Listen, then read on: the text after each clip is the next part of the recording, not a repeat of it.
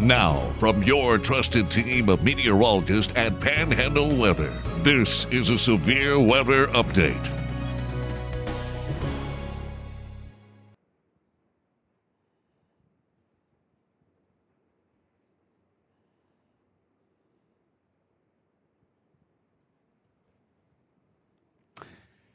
And good morning, everyone. I hope you're having a good start to your Sunday. Certainly the sound of rainfall, a welcomed sight here across Northwest Florida, or a welcome sound, I probably should say. Hope you're having a good start to your Sunday.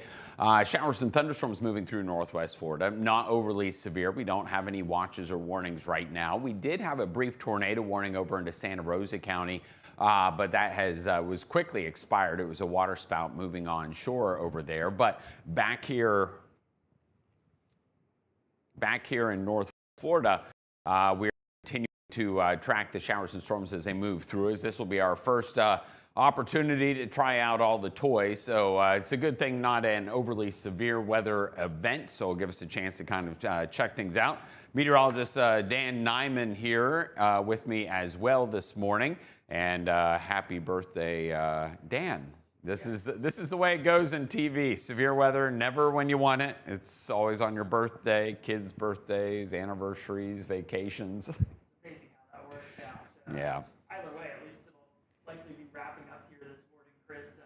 Somewhere around lunchtime, maybe just a little bit afterwards. Like Chris talked about, a lot of good, heavy rainfall, much needed rainfall, good soaking coming here already. And I'm sure for some of you, pretty difficult to get out of bed this morning with the soothing sounds of rain pattering off the rooftops. But so far, really not a whole lot as far as strong thunderstorms go. We did see some stronger ones back west towards Pensacola and closer towards Mobile. But as you notice right now in the radar imagery, we're not presenting a whole lot of active weather. Offshore, sure, you see those special weather statements, some slightly stronger, gustier thunderstorms, and certainly some waterspout activity out there as well. But for the most part, at the moment, you'll find that all of your lightning and big-time thunderstorms are well towards the south.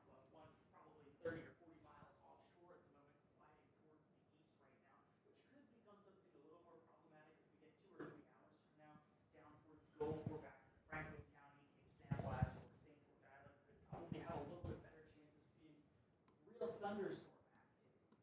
Otherwise, it is just the much-needed rainfall. Like we talked about here on the channel for the last couple of weeks, we do need the rainfall, much of which is kind of just the rain shield stretching out ahead of that line of thunderstorms. At the moment, as you get towards Lake County, a light rainfall is a little heavier back across Walton County or up into Holmes County. Ultimately, though, I think, Chris, we're going to find that this was a much-needed event. And if we do find maybe 1 or 2 severe thunderstorm warnings from today, all a welcome birthday present, I guess you could call it. The grass could definitely use it. My yard was yellow yesterday. Probably got the last mow done before the Yeah, definitely hoping for hopefully maybe a ½ inch to 1 inch of rainfall. It's coming down pretty good this morning across Northwest Florida as we look at live Doppler radar.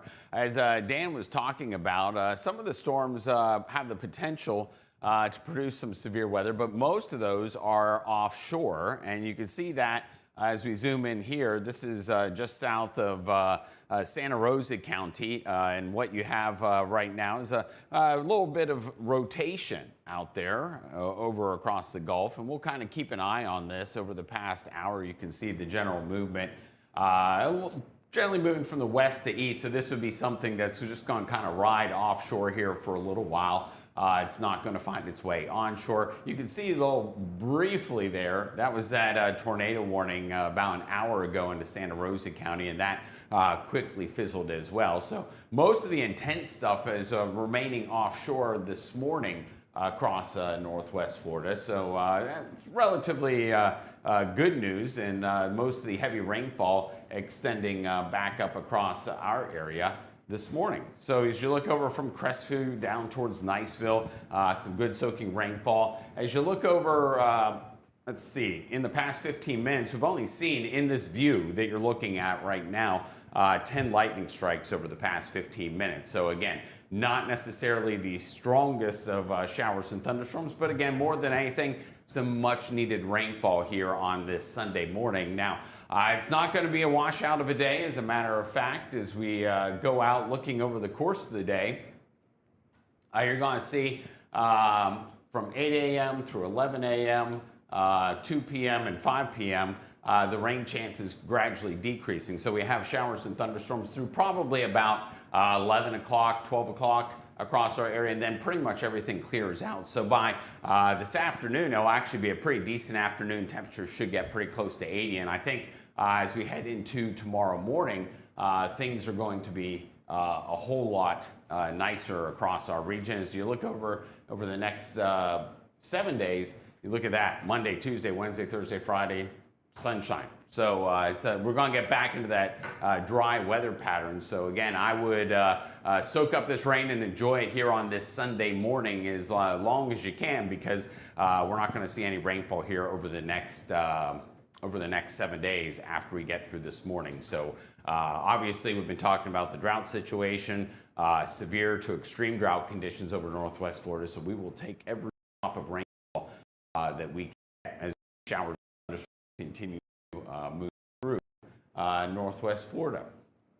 As we widen out the picture across the southeast, you can go to, you can see these showers and thunderstorms are extending all the way from the Great Lakes down through Ohio. You can see all the rainfall reports across parts of Illinois. We had some wind gust reports, had a couple tornado reports back into Louisiana.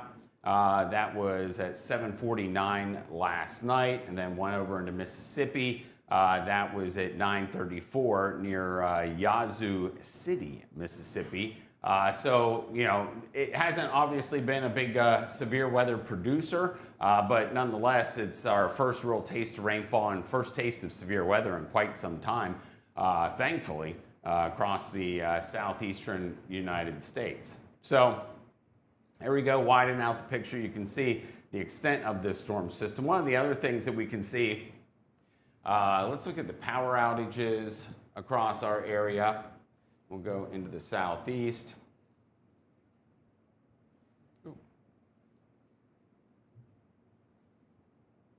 And let's come back to in Northwest Florida, and we can go over here. See, there we go. Let's pick that out. 300 lightning strikes over the, 300 power outages over into Santa Rosa County. But those are the only power outages that we have here across our area.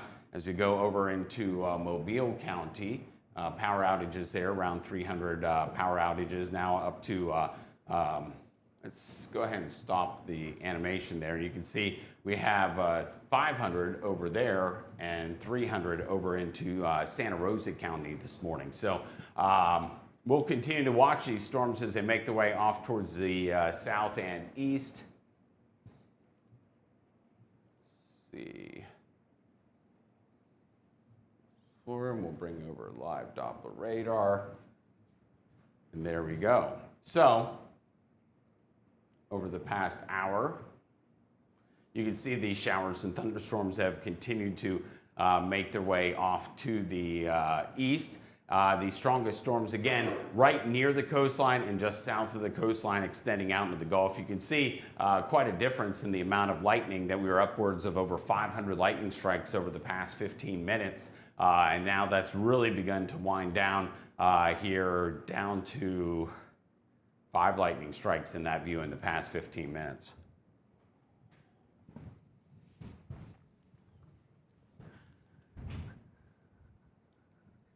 Trying to figure out how to, there we go, finally got rid of it.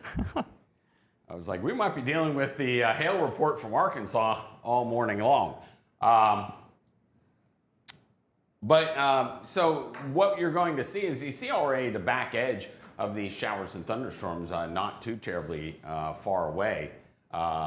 We continue to the back edge of the thunderstorms already over into the Pensacola area. So I'm not anticipating this lasting much past lunchtime across Northwest Florida. So that's I guess, good and bad news. We would take an all-day rain event, I think, probably, Dan, but We're at least going to get a few hours and hopefully pick upwards of maybe a ½ inch to an inch of rainfall.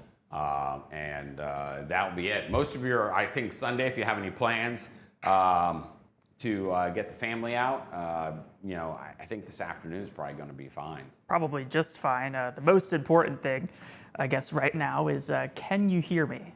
I have the comments pulled up now on our touch screen right here in front of me. So we'll just make sure that you can hear me as I was feverishly kind of crawling around on the floor underneath of the cameras trying to fix things. It's a lot nicer not being in a suit, Chris, when you have to crawl on the floor. I have to say that. Otherwise, I would have really been. We got that nice soft carpet country carpet here in the studios. Yeah, it definitely saved the day for me there, but haven't seen anything come through just yet. I can, we can be informal and casual here. I can just walk over. Looks like things are working a little bit better for us now. So we've turned the corner on that problem. I'm sure there'll be hundreds more here over the next probably 6 or 7 weeks as we still work on working everything out and fixing things here. But every single time we find a problem, we aim to fix it once and then not have it again. And over time, I think eventually we will be just fine. Only though, yeah, it's not looking that out right now, Chris. I pull myself up here and give you a quick second off. You see a look across the radar right now. Are starting to see a little more heavy rainfall move onshore towards Bay County at the moment. And as you stretch back west, this is really where you find the best chance of active weather. But ultimately for today's setup, I do like our chances of not seeing severe weather, given the fact that you got this rain shield out ahead of the actual front and the active weather behind it, or the potential for active weather. All of this rainfall will move through and stabilize things a bit. It does make it a lot harder as you get that back line of storms to move through to find the more active weather, some stronger showers and thunderstorms. And that's pretty evident right now as you look back into parts of Okaloosa County. Well, you have some heavy rainfall right in there, but we're not seeing any lightning whatsoever at the moment within that. In fact, I can try to pull up my tools here. Doesn't look like that's working anymore, Chris, but we could let me give that a quick shout. Or just give me a zoom in back on the Western Panhandle and we can work with it as a tag team here. Let's see. See if you have any luck now. Lots of thumbs up. We can hear you. Fantastic. So we'll make sure to keep everything set up that way from now on. Whatever you do, Chris, don't touch anything. Yes. I think I think you can. I think it'll work now. Okay. See if you can use the touch board there. Yeah, we're all good right now, and I can grab my tools right there. We'll give it a quick look. So here is a big zoom in, and you'll see right now as we look towards places like Crestview or Niceville down towards the bottom of the screen, that is a pretty good rainfall rate that is present at the moment. We're finding some maybe ½ inch to an inch of rain per hour rates coming down right now, and we can pause this, I think, with that button, and you'll find as this continues to move up towards the north and east, a pretty heavy soaker up towards Definiak Springs. You guys need the heavy rainfall as well. Freeport and up along 331.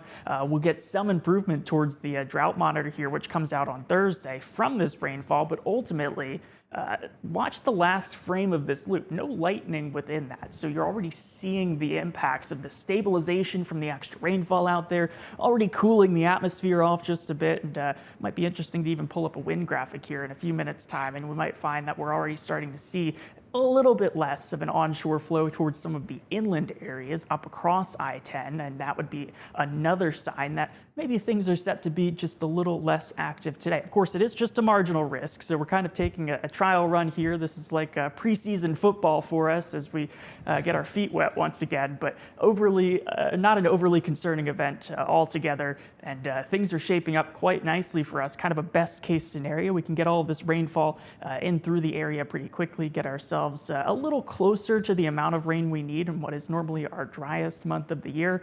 And I think we'll turn the corner next week into slightly more improved conditions without ultimately dealing with significant severe weather impacts either. And there's a nice look right now out towards Destin Harbor Walk Village, Destin at the moment. You see the palm trees rustling around just a bit. There's the American flag kind of blowing on shore still. Temperatures though, 79 degrees, dew points in the 70s. It's not the most active environment we've ever seen here in the Panhandle. Certainly not a 0% chance of seeing some strong thunderstorms. But right now, Chris, looking at that image and those conditions, I'm feeling pretty good about what we can expect for the rest of this morning. Yeah, I think it's just going to be more of the same, some showers and thunderstorms as we move through the morning hours. You see that south-southwest wind at 12 miles an hour. But if you were to step outside right now, well, obviously it's raining, but you could feel the moisture in the atmosphere. Very, very humid conditions across our area. But compared to what it's going to be like tomorrow morning, man, it is going to be like night and day with what it's going to feel like tomorrow morning, as we'll see temperatures into the 50s when you wake up heading back to work and school on your Monday. But right now, that dew point of 72, that's closer to summertime levels as far as what it's like out there right now. As we look over into, we can look at some of the other cameras that we have across our area. And this is over in Grand Lagoon there at the Sea Screamer. You can see a similar story, temperature 80, dew point of 70, 15 mile per hour winds out of the south as we look out over across Grand Lagoon. Meanwhile, Panama City Beach. This is looking out over across the Gulf, and this is one of the stories. You see the red flags located right there. So you got the flag located right there. We'll continue to keep an eye on the Gulf. It's been pretty churned up. I expect to see red flags continue today, if not double red flags, something to keep in mind. Water temperature is still about 80 degrees. So, that's folks would be, ideally, they would like to get out and swim, but I'm not sure it's going to be the best of bets. Even with single red flags, knee high is too high. Now, things will settle down pretty quickly as we head into tomorrow, because that north wind will start to take over, and we'll end up seeing that. Let's bring it back. There we go. And that north wind is going to end up kind of pushing in and settling things down when it comes to our coastal waters as we head into tomorrow. So you can see right now we have a special marine warning out over across the Gulf. That is for the threat of winds in excess of 35 knots that could cause some issues out over across the coastal waters. The threshold over for marine warning is lower than a severe thunderstorm warning, which is why you tend to see them. But certainly that's a good possibility as these storms continue to make their way from the west to the east. You can definitely tell the atmosphere is a little juicier and more likely to support some stronger thunderstorms farther out over across the Gulf, as you see quite a bit more lightning out there, and definitely where the stronger thunderstorms are. We are continuing to watch this cell right here, which is kind of right along the northern edge of that special marine warning. We've seen some rotation in there from time to time, indicating the possibility of a water spout. And we can look at the velocity data, and it just kind of bears it out. You can see it right there.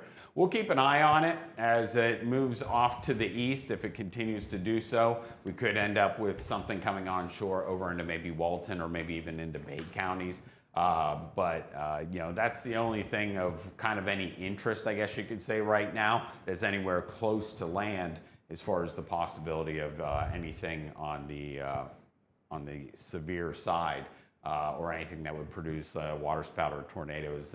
That's still just kind of hanging out there just offshore this morning. And you can see it's basically this thing would continue to move probably over towards Inlet Beach, Laguna Beach area if it holds together.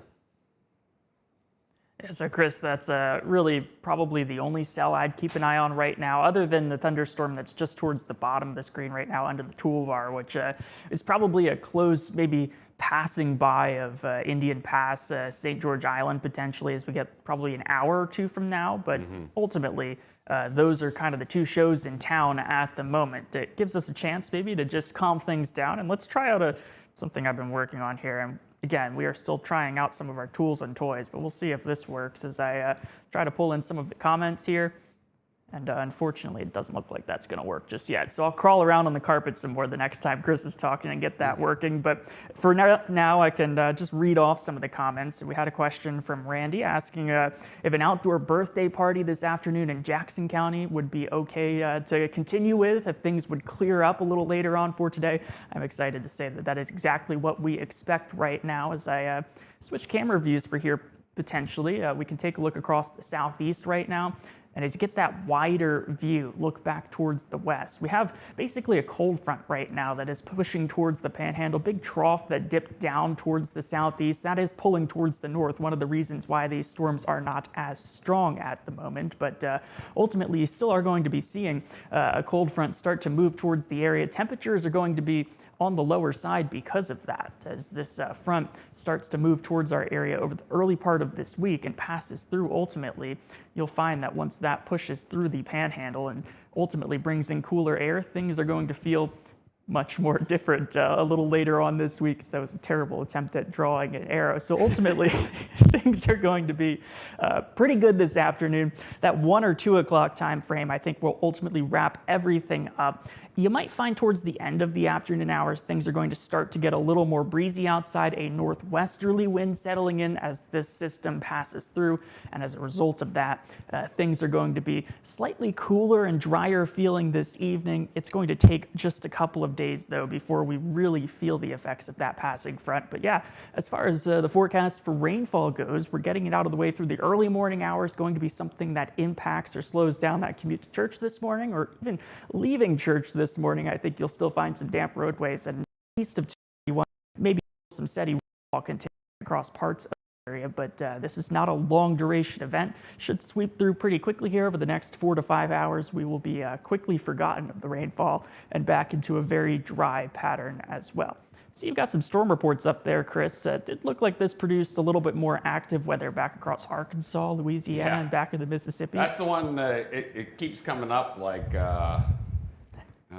it really bad, likes to pull that habits. one. Yeah, you know, they had the tornado warning over in Madison County there in Louisiana, and had another tornado over in Mississippi. But obviously, this hasn't been a big severe weather type event as the storms continue to make their way across the southeastern United States. It's certainly something that, it's been very much on the fringe side, but, we'll take rainfall. We desperately need it as the showers and thunderstorms continue to move off toward the south and east. We bring it back here into northwest Florida. And you could get a better look at the storms as they move in. As I said, we don't have any warnings right now. We don't have any watches. The only thing we have are special marine warnings for our coastal waters.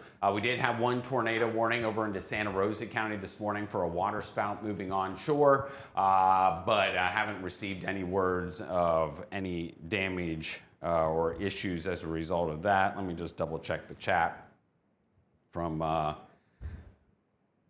No, they haven't.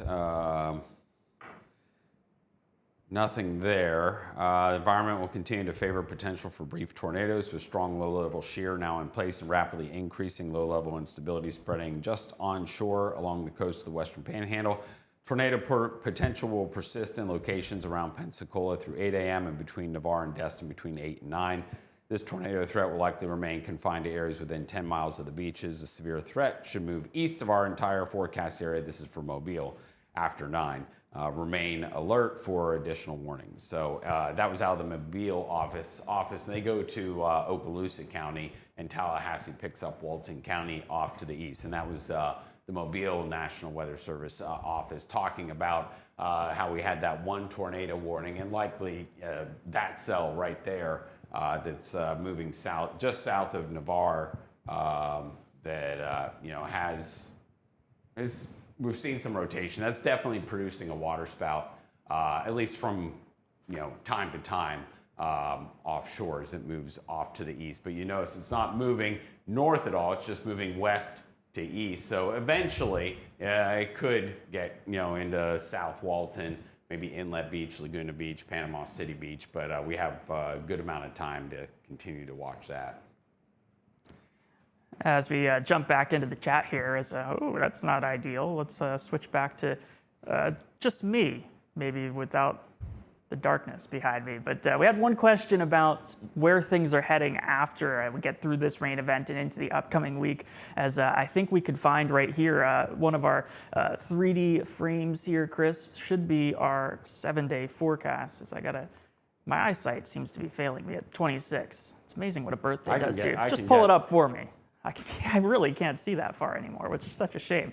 Here's a look at the 7-day forecast. This is for the beaches first. We can take a look at the inland or areas, Highway 20 and on towards the north, that 7-day forecast in just a second. But as Chris gets that tossed up for me here, you'll see temperatures through the afternoon remain comfortable. Look at all of the sunshine we're expecting through the upcoming week. The best chance of a mix of sun and clouds.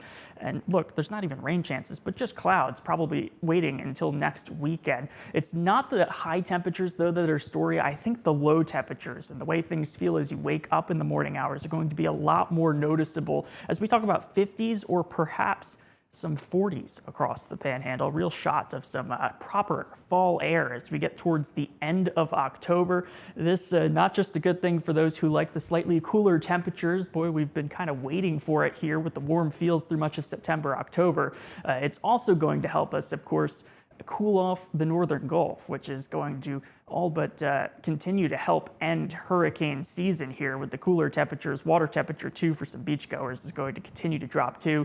We're holding on to nearly 80 degrees right now. I think by the time next week is finished, it might be a lot closer towards the 77, 76 degree mark, which I think is a bit chilly for beachgoers down here in the Panhandle. We're starting to see, though, with these showers and thunderstorms, at least the back side of this, back towards that Okaloosa-Walton County line, picking up speed a little bit, move a little more quickly towards part of the Bay. You'll get that big bunch of heavy rainfall here in places like PCB or back towards Panama City, the Cove area, very shortly, but you'll also find the rain maybe not lasting as long either. Another cool feature I see you working on here, Chris, maybe we'll toss that back to you here now if you're ready for me. Here's some of the pictures getting sent in on our app in real time. Yeah, so this actually came in from Josie on the go. Sent this picture into us this morning of a rainbow as some of the early showers were moving into northwest Florida. So this was right around daybreak. If you lived more to the east, there was actually a nice red sky out there this morning, and then a few light showers moving in, and that was enough to give us this nice rainbow back over into I think this was in Panama City Beach, looks like. But that coming in from Josie this morning as we continue to track the showers and thunderstorms here across northwest Florida this morning. But yeah, one of the things that you can do is you can download the app and we can, if you look at the, go into the app this morning, what you're going to end up seeing is, well, the first thing you see at the top of the app is us. And you may be watching us right now in the app, but if you're watching us on the website, if you're watching us on YouTube or any of our social media channels, you get the same experience everywhere. You don't have to hunt for us. So we're right there at the very top. So, oh, there you go. Is that came in from Rochelle? How was? Yeah, that was the question about the 7-day forecast I was answering a little while ago, but I'm actually, for those watching this, not in the studio. I'm currently basically laying on the floor at the computer at the moment, trying to fix things that I'm noticing are wrong as we continue with this broadcast. So I'll pop my head up in a second. No, it's all good. So anyway, we have we have the app, and one of the things you can do is go right here to submit photos. And if you click that, you can go and it will prompt you to either take a picture or send a picture from your camera roll. And so if you do that, you can open that up, and I can allow full access. And like I could select that picture, and then you type in your information, you say use this picture, you send your email, tell us where it's from, and we get that right here at the station. and we're able to share that on the air. But anyway, some of the cool things that we have on the app, a lot of information when it comes to your beach forecast, marine forecast, severe weather. One of the things, if you look at the Storm Prediction Center, the risk of severe weather across our area is a marginal risk of severe weather. So that's about a 5% chance. As far as what that risk is, with a marginal 5% chance of severe weather, it's primarily wind, although again, we have seen some tornadoes, at least that possibility. The chance of tornadoes is a 2% chance. And we can look at, it's down, okay, so here you go. We can expand that out, and there you see our wind threat, and that's the 5% chance. As far as hail, what's the threat there? No threat for any hail today. And there's your tornado threat, which corresponds to a 2% chance. And that's all located in the weather app. This is the way it looks on the iPad, but you can also use on your iPhone. You can pull it up on Android as well. And we are aware that there is a bug on the Android version that some of you, when you try and submit pictures, it crashes it. And so that has been fixed. You just we're waiting for it to be approved, and so you can download the new version of the app. Yeah, we're learning all sorts of new things with this Panhandle Weather adventure, one of which is that Apple can take a long time, and Google takes even a little bit longer with the Google Play Store. So you can create things and then wait 10 or 15 days for them to just have somebody look over it once and say, yeah, we think that's going to work, just to find out that there's still a bug here and there. But we're ironing those issues out as well. All the fun of startups, I would say, Chris. Oh, yeah. It's all good. We'll be all right, which is kind of the going theme with the rainfall right now. We'll give you a quick radar if you're joining us this morning. We've seen heavy rainfall across parts of the western panhandle right now. I'll see if I can get that to turn off for us here. There it goes. Look at me. I'm getting better at this as we continue this morning. But we have seen some heavy rainfall through Santa Rosa, Escambia County. Pensacola had a tornado warning briefly this morning. So a little cell rode right along the coastline, and it could have likely produced a waterspout just offshore. Right now, we're still watching that offshore zone. Really, this area here just around the bay, stretching through Walton, Bay County, and then down towards Gulf County, right where that rip current statement's actually in effect highlighted in blue. That's one spot where I think for today we could see maybe a stronger storm materialize, although right now the trends in the radar have said basically there's really not going to be anything of the sorts, at least as far as strong straight line winds, or gusty straight line winds, I should say, towards the coast. It is breezy outside, of course. We pulled up some beach cameras this morning, and that onshore wind has roughed up the Gulf waters across Panama City Beach and likely back west as well. But ultimately, as this line of storms continues towards the east, it's picking up speed on the backside of that. We're starting to see that rain shield closing in a little bit as the stable air with the rainfall out in front of it is lagging behind as far as pace towards the east. And some of these thunderstorms back towards the west are picking up speed just a little bit more as well. I'm going to take a quick second to check out the comments. Thanks again as well for all of the birthday wishes. I appreciate that as well.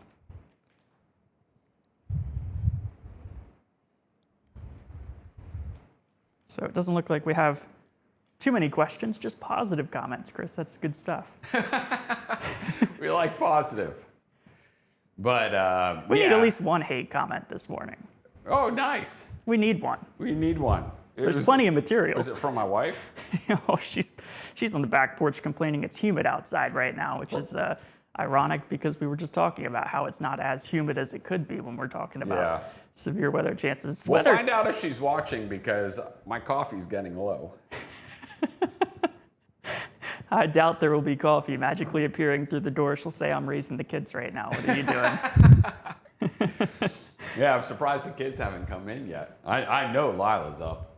Charlie probably not so much. I heard Lila stomping around waiting for us to finish up here. Unfortunately for her, weather takes a little longer than she might be containing the patience for us. We do have probably still 3 hours, maybe 3.5 hours of time waiting for this line of showers and thunderstorms to pass completely through the Panhandle. Now we can stick with it the entire time, or if things completely collapse and there really isn't any signs of a risk of severe weather, we might step away and leave the radar up for a brief period this morning and then kind of return intermittently with updates. But we'll play that by ear at the moment. Ultimately, as I continue to watch this, there are a couple of cells like we've talked about. Really, this one back south of Destin that I think is worth keeping a moderate eye on. That actually could be something that's coming right towards us here in the studio that we're inside of, back towards Inlet Beach, as I give that a little bit of a zoom in at the moment and then step towards the side. You'll find that that cell, maybe not the most organized thing you've ever seen us talk about here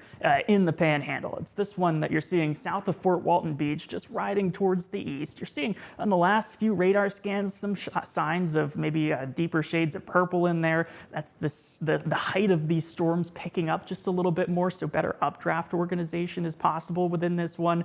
And of course, towards the coastline, any sort of thunderstorm like this, we could find ourselves getting a brief water spout to spin up. So that's going to be the one we watch most closely at the moment. Velocity imagery right here. You don't see a whole lot of pairing of your greens and reds at the moment. I'll grab one of my tools when... Sorry about that. We were fighting each other for control there for a second, but that cell right there is going to be something that we really need to see our reds and greens, so the winds moving towards and away from the radar site, get a little bit closer together. So I'll give that a third try here and step back towards the side. And there we go. That's going to do for us, I think. It's the best we can do on our first go of this. But you have your greens right here. And then there's pretty good separation within this area before you get your reds right here. So that storm really has to come together a whole lot more, I think, before even the National Weather Service in Mobile or Tallahassee give us an actual warning for it. But maybe your advanced warning here is, if anything were to happen this morning, it's probably within this thunderstorm cell, which is, once again, moving towards the east fairly slowly, probably about 25 miles per hour is the best guess at the moment. And as we look towards the east, you still have a long way to go before you actually get towards land as we scroll this back towards the Inlet Beach area and a little further towards the east, back towards Panama City. To widen out the picture, you can still see, this is a long way away from Panama City Beach. We got plenty of time this morning to keep an eye on it. And again, anything that's severe is just kind of clustered near the coast and then well offshore. With that one warning we had in Santa Rosa County, that was a water spout that just kind of came on shore. It was an active warning for maybe 10 to 15 minutes tops. It flashed on and off the screen pretty quickly as it moved on through. Let's go back over here to live radar. You see the lightning that we have associated with that. But most of this, honestly, is just good old-fashioned soaking rainfall across Northwest Florida. I know folks are dancing a jig this morning with this rainfall, but already into Pensacola, the rain has pretty much come to an end. That is, it's not going to last very long. As we talked about yesterday, if you're watching the channel, it was going to be about a 2-hour window that you would see rainfall. And that was going to be about it. And then everything improves as we head into the afternoon hours. So again, most of today is going to end up being a pretty decent day. You're just going to have to deal with the wet weather for church this morning. But after that, you should be in pretty good shape, and if you go to the late service this morning, there's a chance, for some of us that you're going to miss it, because look, already it's 8 o'clock in the morning and the rain, we'll say the back edge of the majority of the rain, at least persistent rainfall, is already over into, Okaloosa County. So you can see right there's the back edge. It's now just starting to see at least some rainfall back over into Apalachicola, St. George Island, Indian Pass there. Rainfall now, persistent rainfall coming down over into Port St. Joe this morning as well, and out over across Cape San Blas this morning. Look at lightning strikes right now in this view. It is 324 in the past 15 minutes, but most of those clustered offshore. As a matter of fact, I don't see any lightning near shore right now, or at least on land. There's some lightning located just south of Okaloosa County right now. And we can, let's go look at the camera in Destin. There you go. That's the view currently in Destin. Obviously things okay with traffic going over the Marlar Bridge. And while it's not pretty right now, there's an opportunity to maybe get out, get the boat out and go out to Crab Island. Although I think the wind may make that probably not like the best of days. I mean, winds are out of the south right now. They'll turn west this afternoon and then northwest this evening. You know, if you did want to get the boat out, you would have the opportunity to this afternoon. As the back edge of the rainfall is moving into Okaloosa County right now, so you probably have by 9 o'clock, I think, the rain will be done in Okaloosa County, at least, you know, the persistent rainfall. So not that bad. Now, if you're farther to the east, Panama City Beach, it's going to be raining a little bit while longer, probably till through at least 10, 11 o'clock this morning. But you can see it's raining real good right now. This is Panama City Beach. Obviously, we talked about we have red flags flying right now out over across the Panama City Beach this morning. And you can see right there we have red flags flying this morning as well. So that's just something to kind of keep an eye on as things are really rough, and I wouldn't be surprised if we saw maybe double red flags possible across some of our area beaches. So that'll be something to keep an eye on as well. But temperature right now 76, dew point of 71 with a south wind.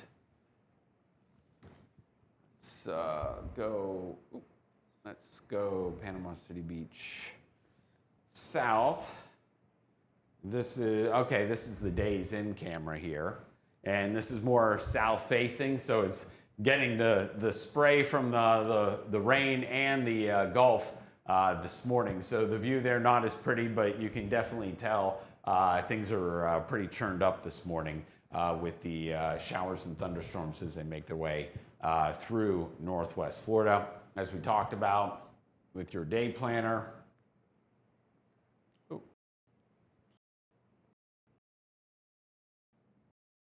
The top banner there.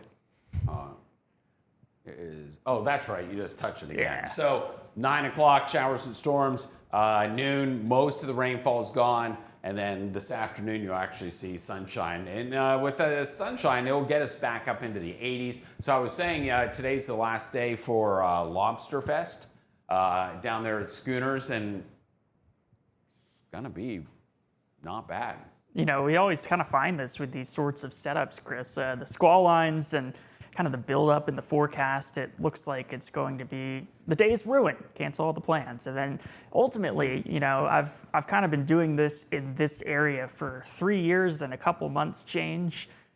It's always about 4 hours of the actual day where we're sitting here tracking a line of thunderstorms. You know, they vary in time by 30 minutes more or less, but when you get this sort of north-south setup with a line of thunderstorms sliding across the area, 4 hours of the day we're watching it, and then once you get that through, it is ultimately always a nice rest of the day, especially recently where these all seem to come through sometime during the morning hours. I'm going to just switch tabs here on my iPad, and we had plenty of questions and comments coming in. There was a mention of course, this a big thunderstorm. We were seeing some pretty big thunderstorms back west, or big thunderstorm complex, I should say, is having a hard time multitasking here. But one of the comments we got was that it's a lot worse right now up towards Lexington, Kentucky, as I think some of the profile pictures, I'm still working on that, crawling along the floor right now, but we're going to get that figured out. That is hilarious that keeps messing up. I'll just step off to the side here and bring that down manually.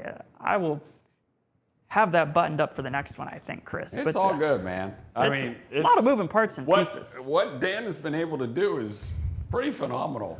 Yeah. It's really cool stuff. And especially, you know, I mean, it's the two of us. My wife helps with social media. She's taken on that task. So it's all good. It's all in the family. I'm still looking for jobs for the kids, for them to handle. But, you know, it is what it is. And it looks like my wife might not be watching. Yeah, we can get the kids jobs when we have a few advertisers on the channel. If you Yes, have, if you have a go. business and you like what you see, be sure to contact Chris at panhandleweather.com. We still have some other questions. Panama City driving back to Oklahoma. Anything crazy to be aware of?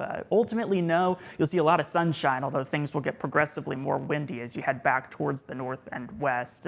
Not something you're probably not used to, but something to keep in mind as you cross through some of the roadways there, especially when you get the crosswind. If you're heading due north, it could be a little more problematic on that drive back home. And then, of course, the rain in Lexington, Kentucky saw that. A question about Callaway. Things are looking all right there. Callaway is kind of in that questionable zone within 10 miles of the coast where if a thunderstorm offshore got going, I do think it could be something to watch a little more closely. Of course, as you get over the land, you get a little more friction. So any of these cells back across the Gulf moving in that direction towards Callaway could maybe hold together a gusty wind, given that they still have to get going. But if that were to happen, they could hold together probably until Callaway, and then shortly after up along 22 moving towards Weewaa, you would find that it falls apart pretty quickly. So if you're along Tyndall Parkway, maybe, but maybe is probably the highest chance you could get. I don't really see it happening for us here this morning with this current setup. And outside of that, I don't think I missed any recent questions. If I did, I apologize. Everybody else is just saying happy birthday. I've never gotten this many this many birthday wishes in my life. This is incredible. But another cool thing I pulled up here, Chris, I can just set the touch or the hand tracker down. Not because I don't like it. It was Chris paid a pretty penny for the ability for me to use my finger to touch on things here, but I can also do that, I think, just holding my screen.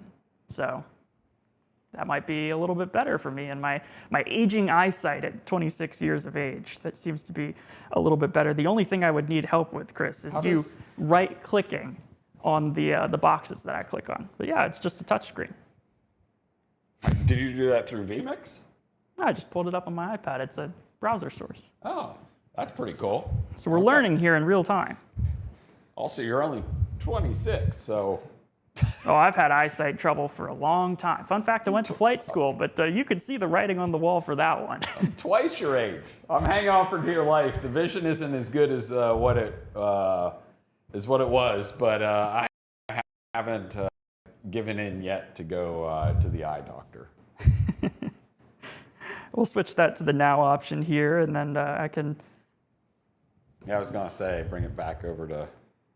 I just want to give a quick check to this system right now. So what I'm doing on my screen here as I zoom in a little bit south of Fort Walton Beach at the moment is just keeping an eye on this cell. And it really doesn't look like a whole lot at the moment, but this is kind of the only show in town. We've been tracking it so far this morning. You have a little bit of a wind down here, but again, that doesn't look all that impressive as far as wind speeds are concerned. And as I maybe can get some of my tools back together here at the moment and pull up a pixel query, we could see that, you know, you have some pretty good winds on the south side of that. 48 miles per hour is no joke. If you were out in a boat right now, about 25, 30 miles offshore, things would be problematic. But what we'd really need to see for this cell to be problematic is a little bit more tightening. You got this empty space on the radar right now. You have your reds to the north there, and then your green winds to the south.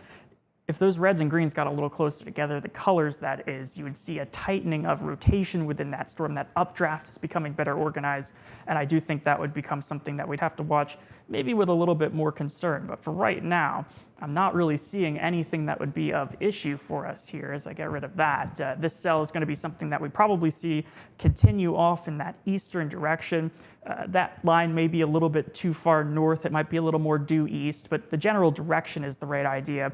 And if we put a storm track out on that, you see, you know, this is moving at 30 miles per hour right now. So your time frame is still probably 2 of those storm tracks. So another 90 minutes before we actually see that sliding a little closer towards 98. And then based on what the National Weather Service office in Mobile said, once that thing gets towards the land, that thunderstorm cell gets towards land, it's not going to last a long time. We're talking about something that moves towards the east, gets towards 98 right here through Inlet Beach, the west end of Panama City Beach, and then once it gets to the bay, it's over. Too much friction, we're not going to see any problems with that. So things, I think, Chris, really quiet for us here. It is a good day, I think, for a test run and a practice run for us. Because as you've seen, if you've been with us here for the last hour and a half or so, we've probably needed the practice. It's been a little while. Yeah.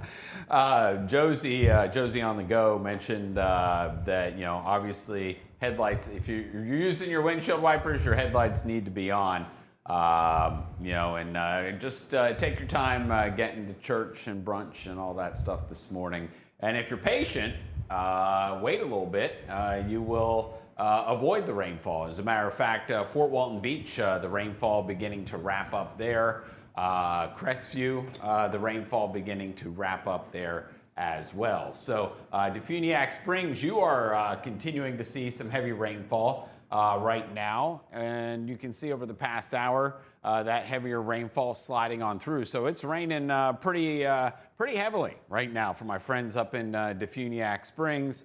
Elsewhere, it's just a good soaking rainfall outside our studios here. It's a good rain, not too heavy, but just right. We're getting a good dousing of rainfall here on this Sunday morning that we desperately need, as the drought situation across Northwest Florida has been obviously an issue. It has not rained hardly at all as of late.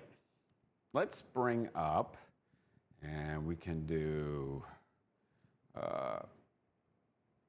the day one SPC outlook. So, where's the severe weather threat? It's a marginal risk. You see it extends up north of Dothan towards Headland, and then over to Tallahassee and Pensacola. It's not a particularly high severe weather possibility, but it is out there. The tornado threat today, you can see, is just 2%, and it is just south of Interstate 10 is the area that you would need to be concerned. So kind of huddled right there along the coastline. As far as the winds across our area,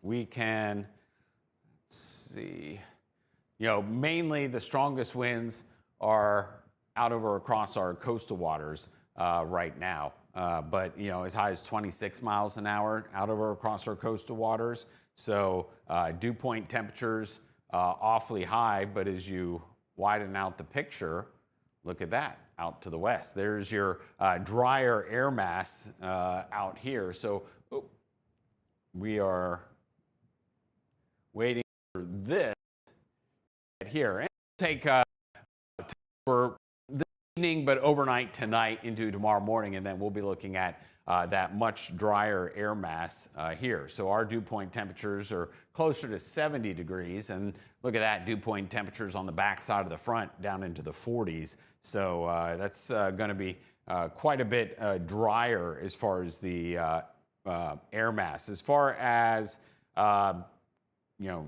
temperatures, we can look at temperatures around here closer to 70, and then you get temperatures into the 50s, and let's see here, and 30s out into the panhandle of Oklahoma. These are all the severe weather reports we've seen over the past 24 hours.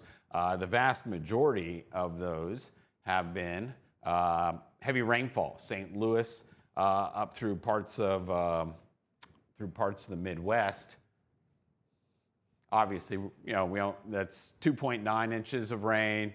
There was 0.8, 3 inches of rain, 3 inches of rain, 2 inches of rain. So we're not going to see that kind of rainfall, but it is definitely going to be welcomed for the folks up there, and we'll take our half inch to an inch of rainfall here, and be happy to see that here in Northwest Florida. Yeah, meanwhile, we have a couple more questions. Mm-hmm. One question about the tropics as well. Oh. We'll try to find some time to talk about that. I can pull that up. That would be, I think, something useful to show this morning while we deal with what is a pretty benign minor showers and thunderstorms. A question about Lynn Haven as well. Lynn Haven, I think, kind of falls in that same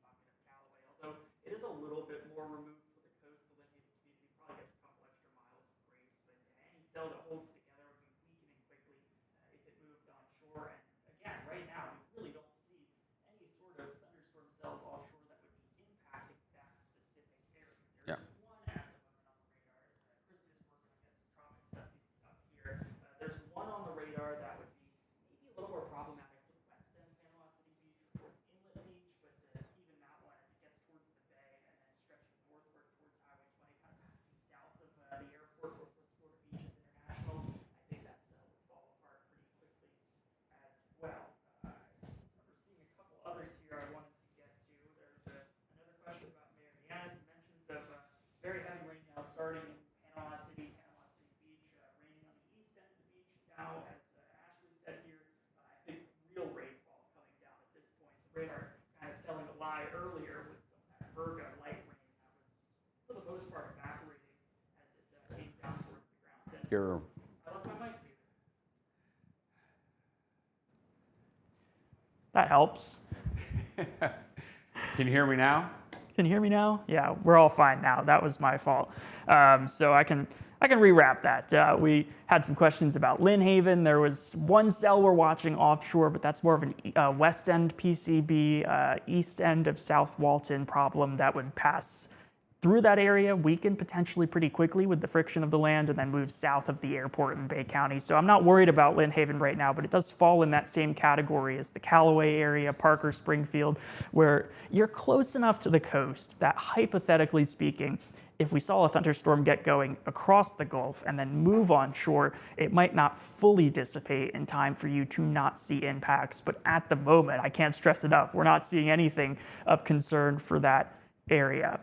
Meanwhile, I talked about Mariana looking pretty good here. I think you've got another 2.5 hours of rainfall, and then things will improve significantly more quickly than things deteriorated this morning.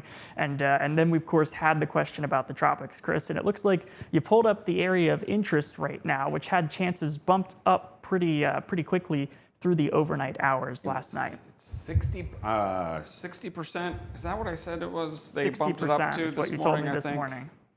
Just double check on that, because I think they had another. You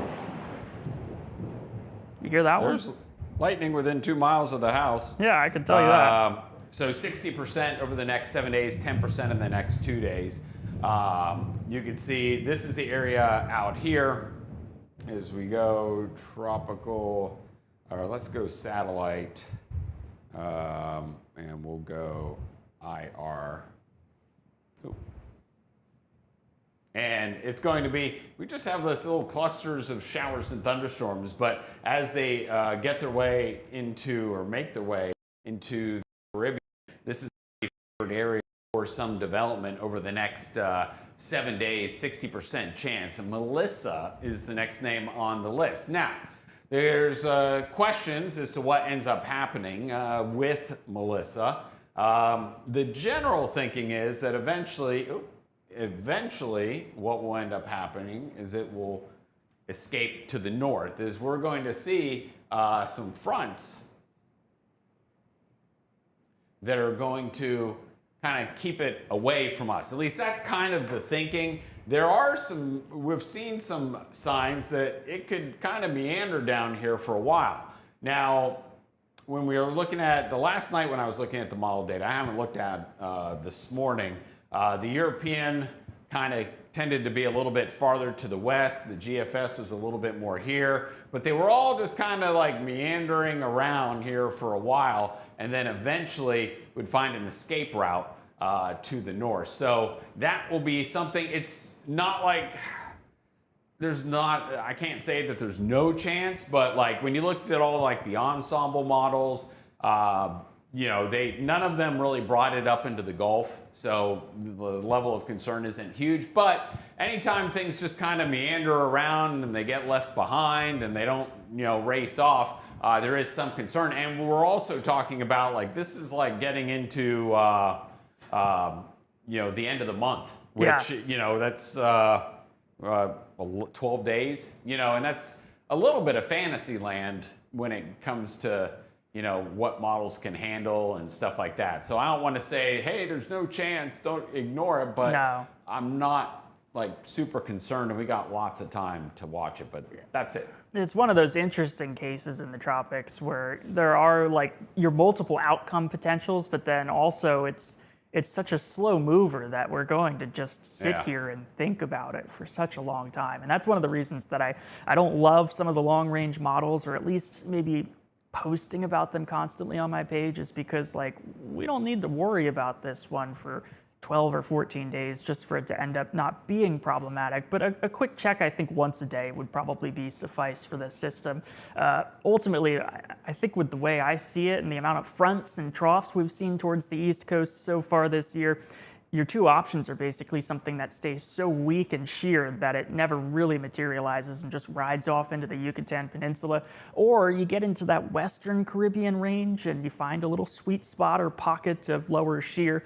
You get some development going, but then it's a waiting game for us, like Chris talked about, to really find any sort of trough like this or area of low pressure that would be a path of least resistance to pick up that storm and then toss it off towards the north and east. If anybody in the state of Florida were to be like, hey, we need to watch this closely, it's down towards the Keys and Miami. It would take a lot more things to go wrong for us for that to be something problematic. But again, we have almost 2 weeks to pay attention to this one before it actually becomes reality for us. So lots of times for things to change, and we might find that development becomes fairly insignificant for us here in the Panhandle. Meanwhile, I think with that crack of thunder, I want to toss back to a quick check of the radar, because unlike Chris, who's standing in the nice protected part of the studio, I have like a big metal pole in front of me. It's made me a little nervous with that last lightning strike. That was close. But right now we're seeing now that back line of storms, and there is still this cell that's kind of dragging on towards the back end of this. It's found a little sweet spot south of Destin, is moving as quickly, nearly as quickly as everything else. But as you put this into motion, you'll find that most of the heavy rainfall, say up towards parts of the I-10 region, or as you get across, say, Chipley, Bonifay, some steady rainfall. I wouldn't call it heavy just yet, but it will get heavier here shortly.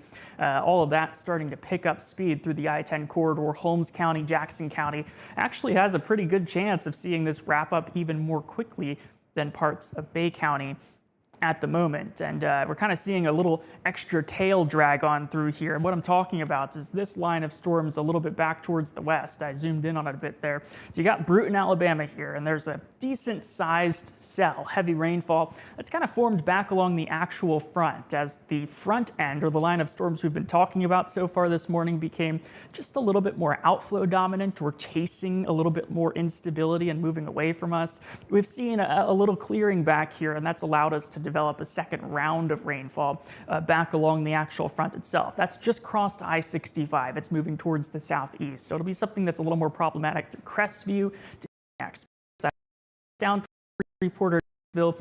This continues to that sort of trough pattern and sweep through the area back towards maybe as far south as the airport in Bay County. We could see a quick spurt of a second batch of rainfall for today. Everything else, though, it's kind of this heavy rain shield, as I can't stop clicking on that marine warning at the moment. But you got some pretty steady rainfall through where I live, over towards Springfield at the moment. Lynn Haven picking up on that. National Weather Service also posting a special marine warning, it looks like right there, Chris. That's probably for the potential for some water spouts, but ultimately it looks like we kind of got just a bit unlucky with that last lightning strike. Not a whole lot of strikes out there, just the one that kind of raised the hair up on our arms for a quick second.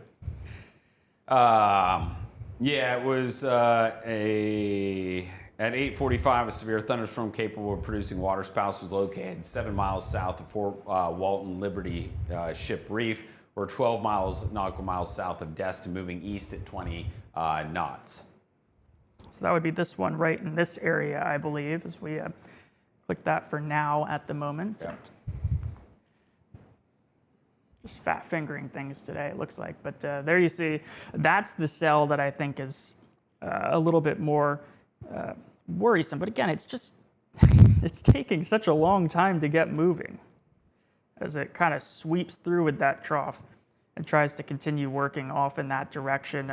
Let's check out what some of the winds look like. It's probably been a decent amount of time since we've last looked at that, but things have not changed as we just click and drag that or slide that over for me a little bit. There we go.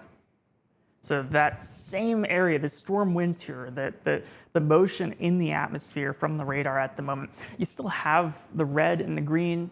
We always talk about colors here, but what you're actually looking at are the raindrops in that storm. Which direction are they moving relative to the radar site up in Red Bay? And when you get them moving in opposite directions, what are designated by these different colors here on the color bar, the green's moving towards, the red's moving away, you identify your spot of potential rotation. And as far as this one is concerned, your area of rotation is very broad. What we mean by that is that it's covering a large area. Normally when you get rotation that produces a tornado, it's very tight, very close together as far as the colors are concerned. They brighten up a bit and they don't cover as much of a spatial area like you're seeing here. So this is not significantly concerning at the moment, but it's still something that I think it's good for us to keep an eye on, especially live in coastal communities in Bay County or back towards Inlet Beach at the moment. I think the winds probably live in the same sort of ballpark as what we looked at earlier, that 45 mile per hour range.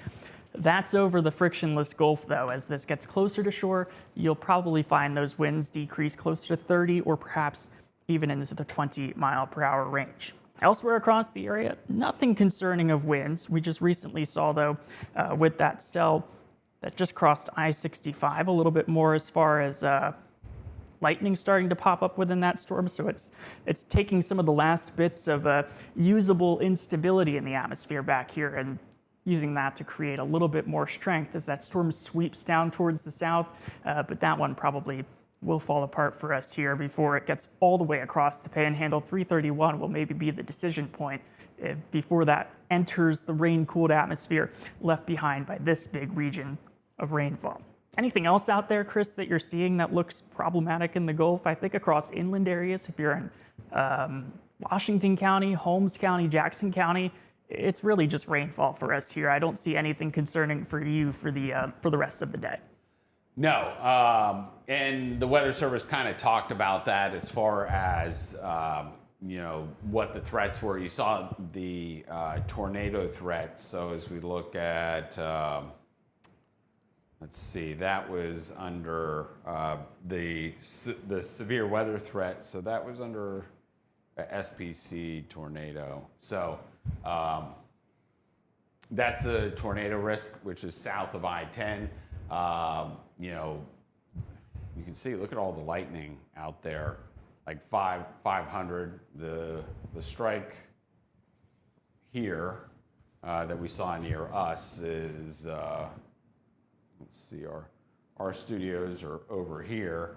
And so you can see that wasn't but, 2 miles away or so, that one lightning strike. But that's also the only one in this entire view.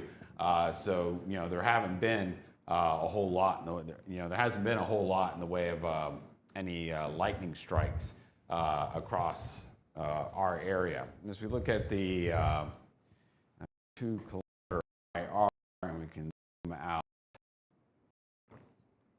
and you see how quickly the western Panhandle, Pensacola, already clearing out as far as the cloud cover. So the sun's going to begin to return there pretty quickly. We can look at the Destin camera. It's probably still pretty cloudy. And you can see the raindrops there. You can still see winds still whipping around pretty good. But if you look to the west, you definitely can tell there are some breaks in the clouds looking out to the west, and we're only going to see those breaks get a little bit bigger as we make our way through the morning hours as the back edge of the cloud covers over towards Pensacola, and we'll see that sunshine gradually make its way to the east. So again, I don't think today's forecast is going to be all that bad, especially as we get past late morning, early afternoon, and that sunshine returns, and it ends up being a pretty nice day across our area. Go back over to live Doppler radar. And radar, there we go. And Northwest Florida. You can go back over the past hour, and you see there's the back edge in Pensacola. There are those storms that Dan's talking about. That's actually right along the front, and you can tell because all the rainfall, for the most part, is kind of like, is moving in this direction, but these storms are moving like this. So the front's pushing them down. So it's just like a giant squeegee, just pushing all those showers and thunderstorms down to the south and east. But the persistent rainfall about ready to come to an end over in Destin. So we are looking at that on the camera there, which is located right there. And you can see basically Okaloosa Island is the back edge of the persistent rainfall, and everyone else seeing that dry weather. And then once you get behind that, it's just spotty stuff north of Milton, Santa Rosa County.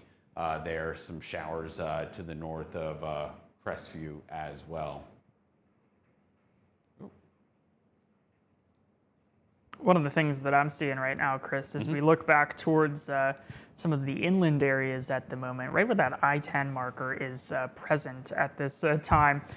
Pretty good rainfall rates coming down as you look towards Holmes County, northern Washington County, and I also saw a little blip very briefly over into Calhoun County. I think that's just a little bit east of Alpha at the moment. I need to give it the zoom in though so I can get my locations a little bit more accurate as the eyesight continues to fail this morning. But this is kind of what I'm looking at here. This is probably the heaviest rain we've seen for some of the areas north of the bays so far this morning, and we'll just pause that for right now. You don't see any lightning within this, but certainly a little thin band where you'll say, that is really coming down hard. And if you're, say, traveling along I-10 right now, or even a few moments ago across 331, this will soon be over towards Bonifay and then Chipley soon afterwards. And Graceville, I think, you have an opportunity to pick up on that heavy rain too as this kind of expands outwards and moves off in that direction. We're looking probably 30 minutes from now to see that heaviest rainfall over into Cottondale as well. This is probably going to be the worst things get. I don't think there's much by way of winds within that at the moment, but certainly you could find that maybe the rainfall itself could create some brief ponding on the roadways. Elsewhere across the Panhandle, like we talked about, it's coming down probably the heaviest so far today in places like Panama City Beach, Lynn Haven, Callaway, down towards Parker, Tyndall Air Force Base. I think you're starting to see at least periods, intermittent periods of 5 minutes or so of the heaviest rain you've had so far this morning. None of which, though, producing severe weather. In fact, the only lightning we're seeing right now on this imagery is the thunderstorm, which sits almost completely stationary south of Destin. It hasn't moved a whole lot here in the last 30 minutes or so. Like Chris talked about, though, as your front, which is right underneath of this banner, starts to squeeze the atmosphere down towards the south, I think that will eventually start to collapse this part of the line of storms a little further towards the south, too. They've had a little more of an onshore motion this morning.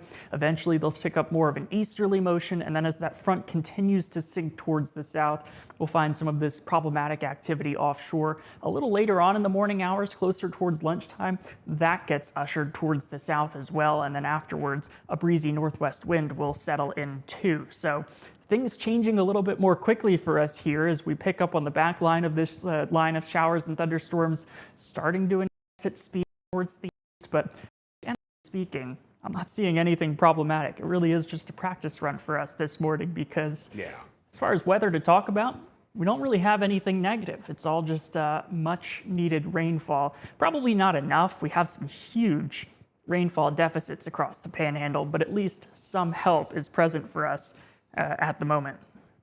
Yeah, and you've been looking at, if you've been watching the channel, and a lot of y'all have, we have a focus on agriculture, and we talk about a lot of stuff that you just don't have time to talk about when you only get 3 minutes for weather, 2.5 minutes.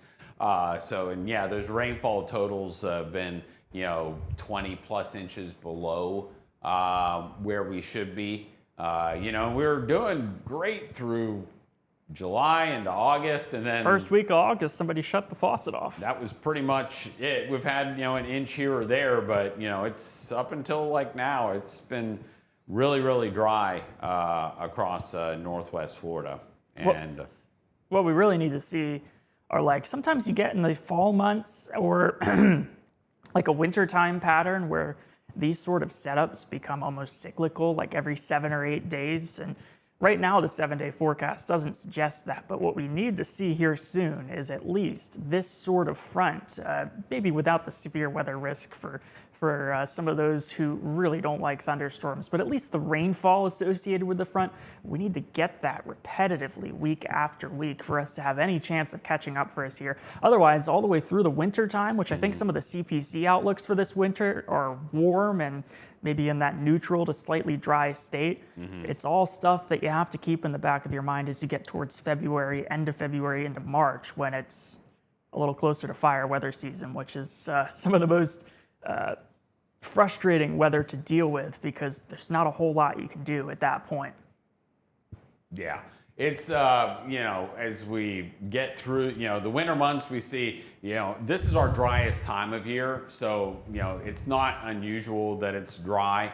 We start to dry things out as we get into the month of September, but especially October. And then November is a little wetter, but December, January, February, those are some of our rainier times of the year. So, we would like to make some hay this winter, but we'll have to wait and see what we're going to end up seeing. But, the outlook right now is not, we're definitely not seeing above average precipitation in any of the outlooks as we make our way through the winter months. So again, the showers and thunderstorms moving through Northwest Florida, it's that cell south of Destin right now that is the main one that we would be concerned about. You can see, look how much lightning is associated with that. It's moving east-northeast at about 20 miles an hour. Its top is at 27,000 feet. Possibility of some small hail, BTI of 2.8. That's not particularly high. That's the Barron Tornado Index, which is one of the products that we have, but it's also not zero either, with this. But again, this is a waterspout producing storm. At least the possibility of producing a waterspout, likely has produced one out over across the Gulf, and those aren't going to be your strongest tornadoes, but we'll continue to track it. Definitely possibility with this cell as it continues to move off towards the east-northeast. And if you do the old continue out the line, it does bring it up towards like South Walton, maybe the west end of Panama City Beach. We'll have to see. We got a lot of time to watch it because it's still probably an hour away from getting up this far. So I wouldn't stress. We got plenty of time to keep an eye on it. Yeah, I'm not overly concerned with that one. The skit is interesting, or that storm track that's moving pretty northeasterly.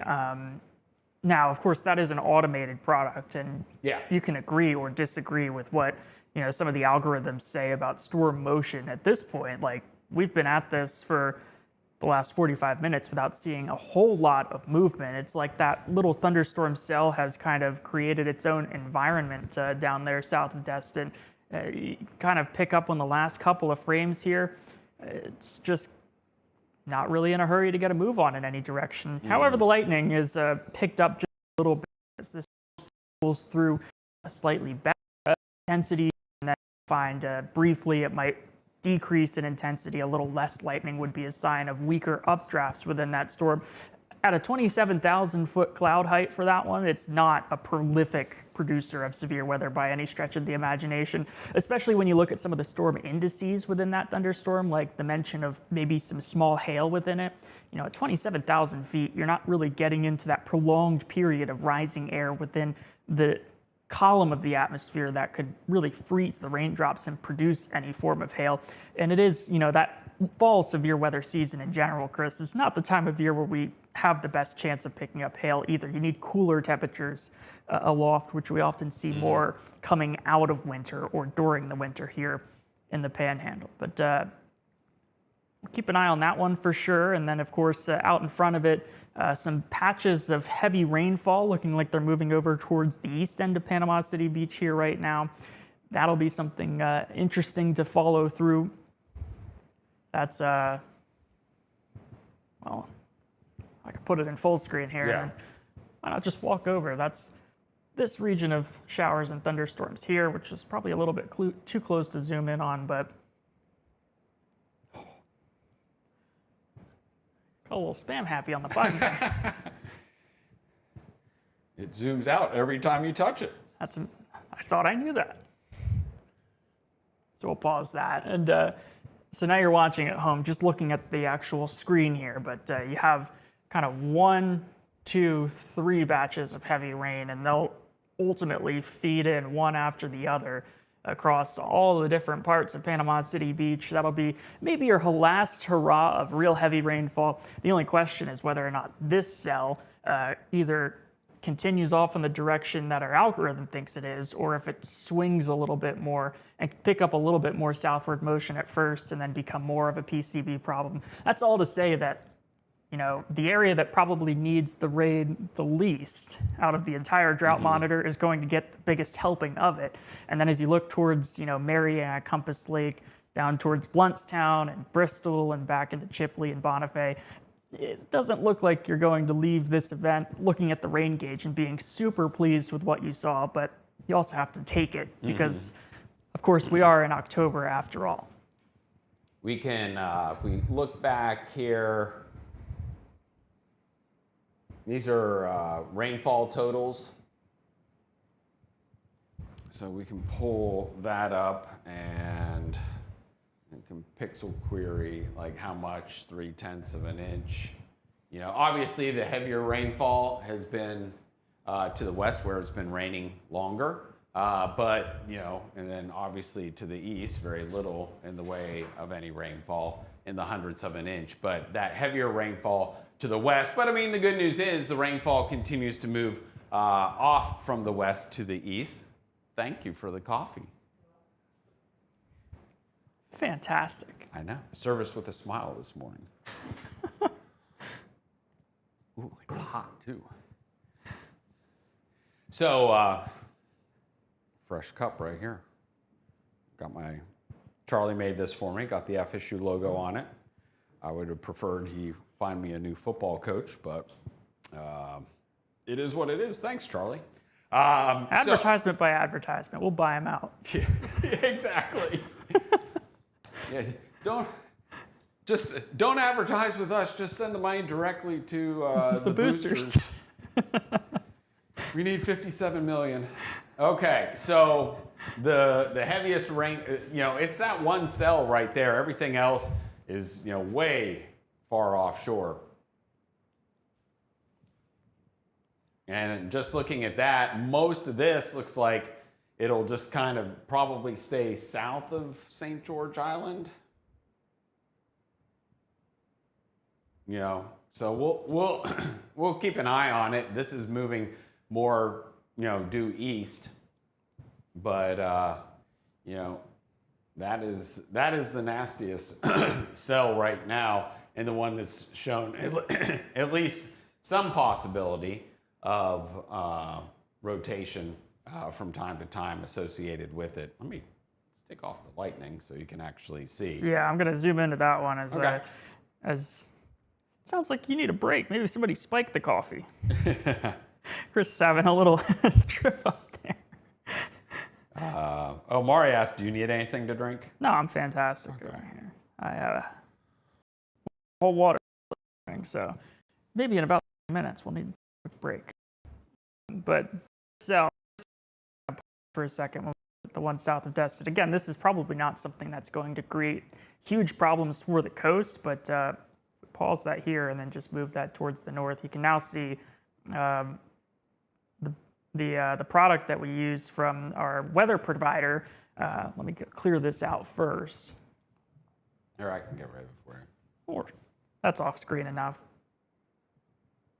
So the track has changed a little bit, and it will continue to do that, but it's kind of honing in on a most likely track as you see the northeastward motion and then the southeastward motion. I think the most likely is kind of a composite between the two or a mix between the two, but at the moment, your thunderstorm top has changed just a little bit, and as I step off to the side, you'll be able to read those a little bit. So Still moving about 17, 20 miles per hour, so not all that quickly, but at the moment, you're finding that the cloud heights have increased about 5,000 feet. That corresponds with the increase in lightning that we have seen. You'll also find that maybe the hail chances have gone up just a slight amount with the extra updrafts in there and the slightly higher tops in the atmosphere. The other thing of note, though, look right here, you have your reds and your greens paired up a little more closely together. This is well offshore, so we're kind of just talking about things that'll happen maybe hours from now, if at all. But even our computer algorithm starting to pick up on rotation right there. That's what this icon is pointing towards as you finally see the reds and the greens pair up a little closer together. It's not a very intense rotation, but it is something, and it's kind of the first time this morning since that tornado warning back towards Pensacola that we've seen something of this that is actually likely producing a water spout. And if we get a pixel query on some of those winds at the moment, Chris, probably looking at the ballpark of 40 to 50 miles per hour and the winds moving towards, and then 20 to 30 miles per hour and the winds moving away from the radar site. So yeah, I think we are producing a decent sized water spout out there in this storm, just as we've seen it kind of blow up in intensity a little bit more, picking up on extra height in the atmosphere. The updraft's a little bit stronger. And this one probably would be not fun to be around if you were out in a boat, but this is still probably 20 or so miles south of the coastline and not in any sort of hurry to move towards the coastline either.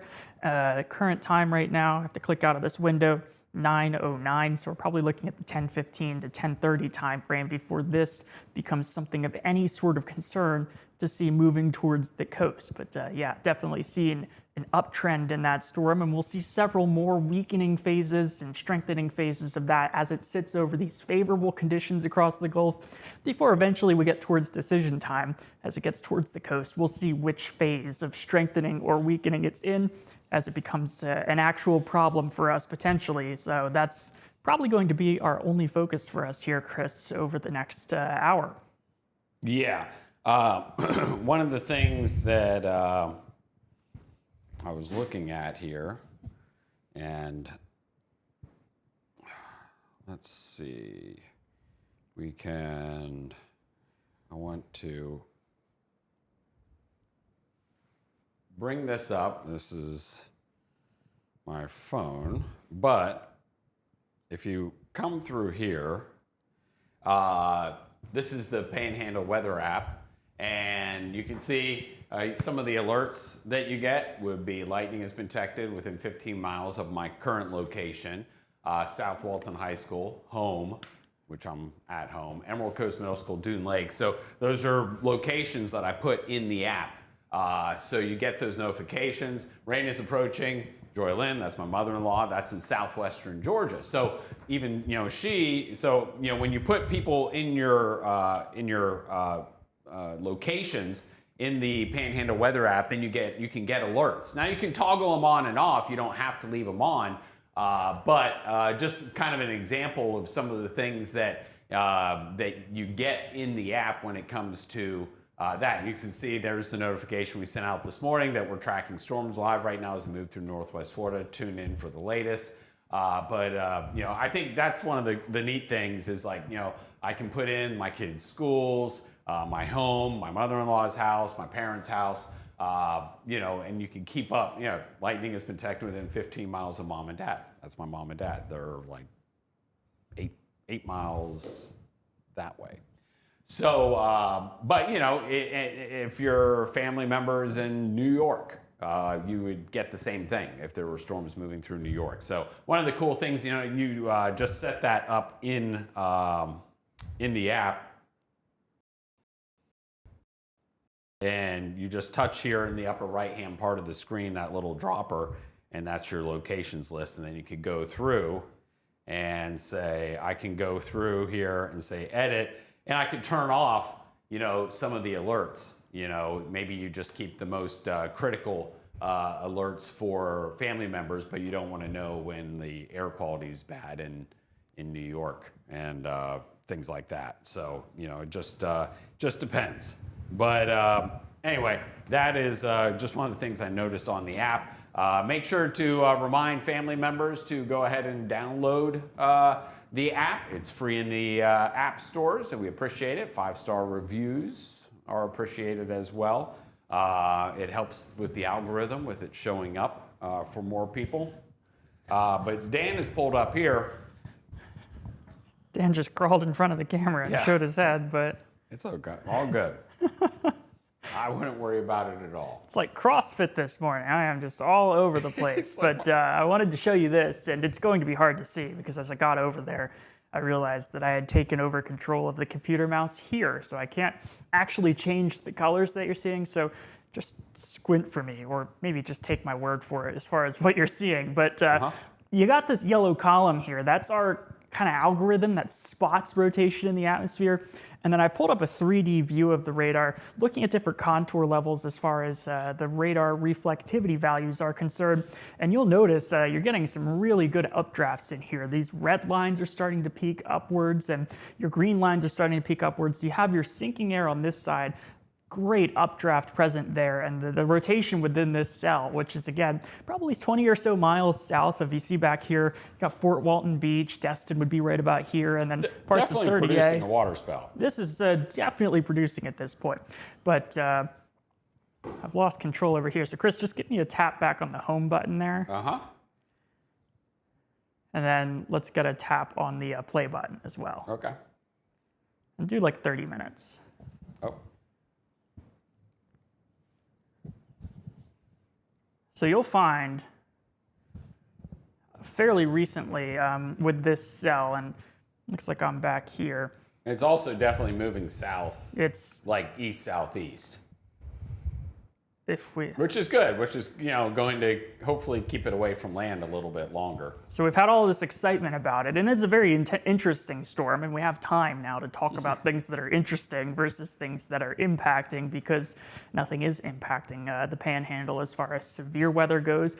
But this cell, more recently, that 30-minute scan really shows you the evolution of this. Right around here, you're starting to see the updrafts pick up, and as that kind of develops, that area of rotation develops, you're also finding that this is kind of taking more of a southward track. It's chasing better conditions, following that contour of instability. We call it CAPE, or convective available potential energy, but there's a good gradient of that. Higher values to the south, not a whole lot to the north where the rain has already fallen, and this is starting to take that turn towards the south. So all this consternation and focus on a thunderstorm cell that is more than likely producing a water spout, but the trend right now, for those of you who might be following along with us in Panama City Beach or Panama City, anywhere in Bay County that we've kind of called out for this thunderstorm complex, this is now moving towards the southeast, and we could say over the last 30 minutes with confidence that that is the storm track, even if some other indications like some of these storm tracks from the algorithm are suggesting otherwise.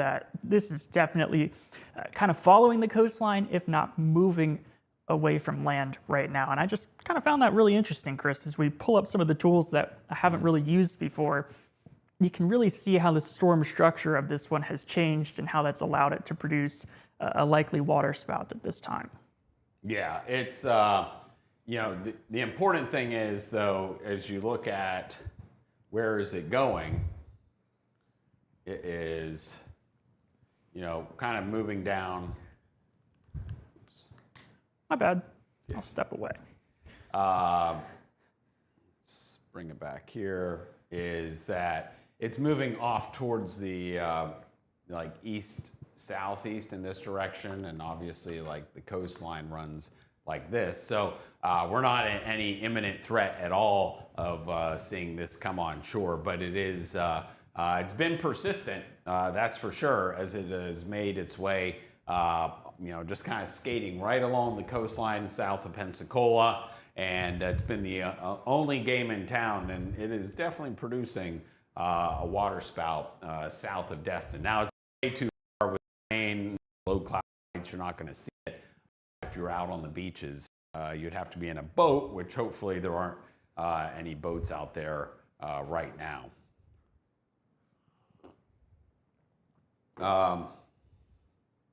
So now we're up to a 40,000 foot cloud top. So this continues to strengthen. I noticed that in when you had the 3D view, it was definitely way over 30,000 feet. And you know, look at the amount of lightning, within this thunderstorm, as I just step off screen and not interfere with my hand tracking. But, you know, you have 10 or so strikes outside of that. Our total strikes right now, 187. So this one within the last 15 minutes is now dropping anywhere between 150 to maybe as many as 180 strikes. That all kind of coincides with the elevated cloud tops. That updraft at this point is intensifying. You know, and you talk about a marginal risk for severe weather, a 2% chance as well of seeing a tornado within 25 miles of any point. That might be your 2% chance within 25 miles. Once this falls apart, that, you know, speaking purely out of statistics and not meteorology, the probability of this being the only thing we see is probably pretty good. I hope that's not too mathematic or too astray of meteorology for us, Chris, this morning. Yeah. Let's see. Weather Service issued another special marine statement. This is 37 miles south of the Okaloosa, 37 nautical miles south of Okaloosa Deepwater Reef to 67 nautical miles southwest of the Empire. Wreck moving east at 30 knots. And the main impact is obviously the water spout and strong winds that would be capable of capsizing a smaller boat if it was out there.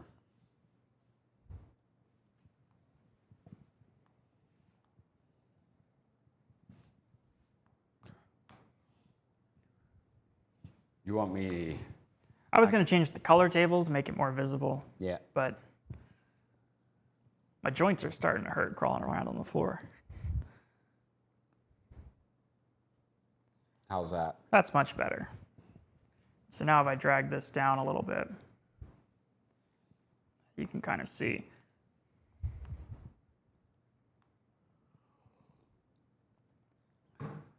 That seems like a good placement, and then I'll pull myself back up. And here we are. So now I think we have a much better idea of what I was looking at earlier. It's and like 40, 50,000. Yeah, you're getting up now at this point a 50,000 foot storm. So this one's strengthening, and as I move this back and forth, you see that there, I would take a bit of a guess to say like maybe there could be some hail within that. Look right around here, Chris, and there's something elevated in the atmosphere right around here in this region, and then you'll see, well, the radar just advanced right there. You have a little bit of a drier pocket underneath it, so that's your updraft right within this region. We talk about all a tornado really is. It's just a rotating column of air that rotates 90 degrees, and then that spins upwards as you get inside of this thunderstorm. It's also lofting up raindrops, which becomes super cool at this point. If this storm's up to 50,000 feet as far as the cloud tops go, I think at this point we're looking at something that more than likely is actually producing a pretty good supercellular-like thunderstorm out here. And we are fortunate to see this moving in this direction. Again, it's kind of paralleling your coastline back here, but an interesting storm nonetheless. And I'd say for a Storm Prediction Center forecast, as far as that goes, this would verify that forecast, even though we're going to finish up the day today saying, hey, never really saw any severe weather. That's why there was a marginal risk. It's this cell right here, and should conditions possibly have been different, maybe things in the atmosphere didn't shape up exactly as they had, this might have been something that moved towards the shoreline. We're certainly fortunate, looking at the evolution of this thunderstorm, that it is moving away from us at this time. If I can... Yeah, you should be able to grab it there. You go. So now the BTI is up to a 4.6. Which is the tornado index. There's a 70% chance of hail, but like it's small hail. You got as well that 80-mile-per-hour shear, so the difference between the winds in either direction.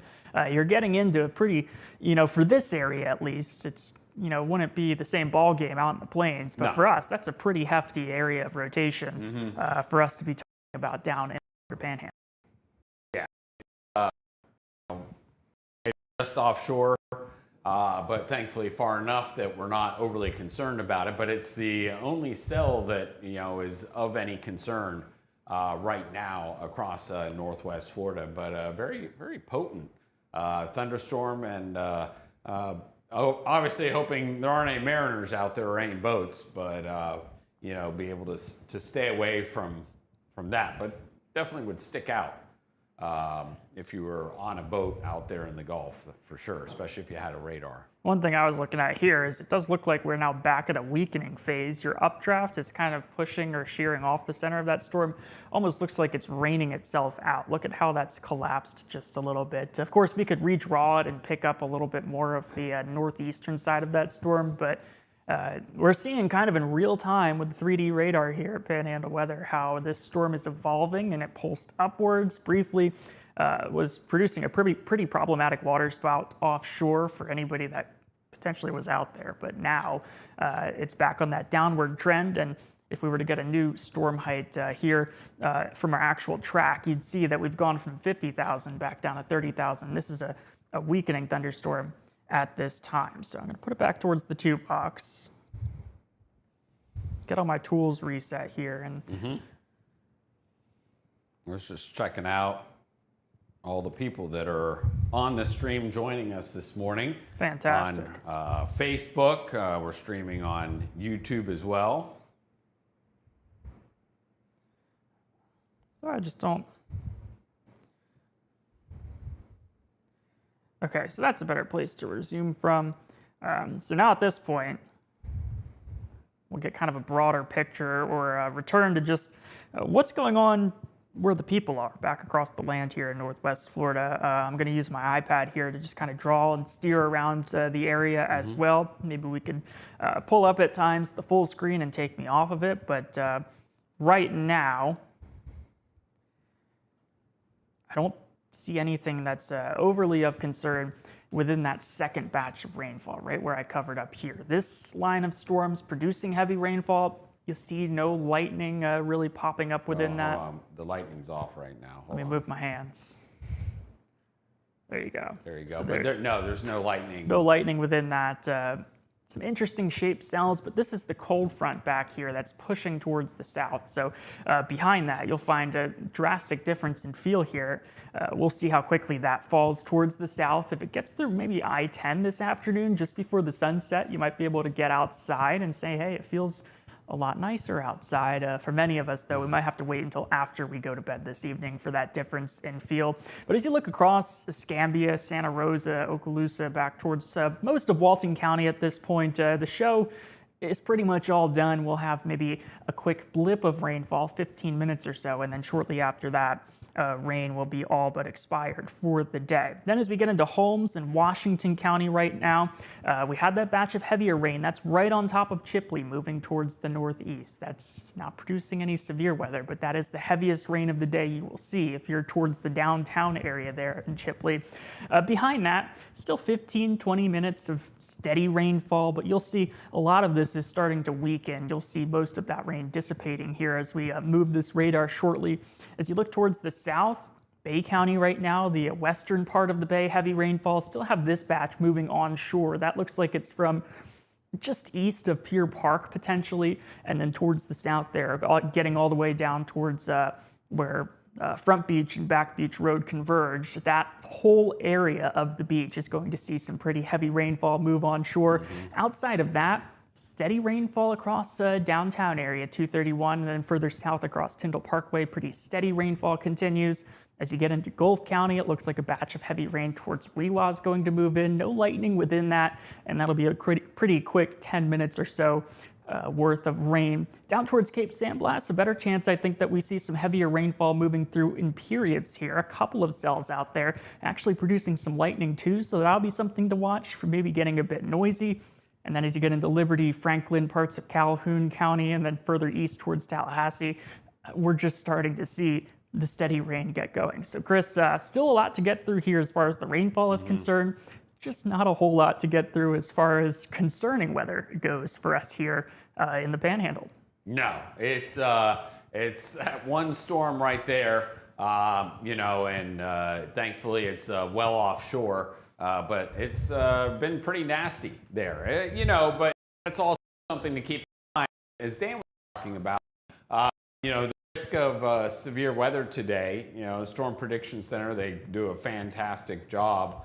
We can go over here, national tornado, and you see, they had outlooked basically south of I-10, the risk of seeing tornadoes. It's just a matter of where the instability line is, and right now the highest instability is located just south of our coastline.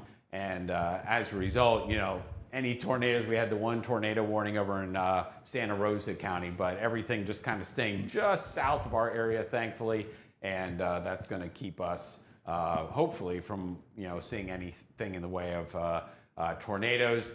Some damaging wind, certainly possible up into the Wiregrass, but again, the bulk of the activity is going to be out towards our coastal waters as far as any kind of severe weather. As far as the winds remain still pretty breezy, especially right near the coastline.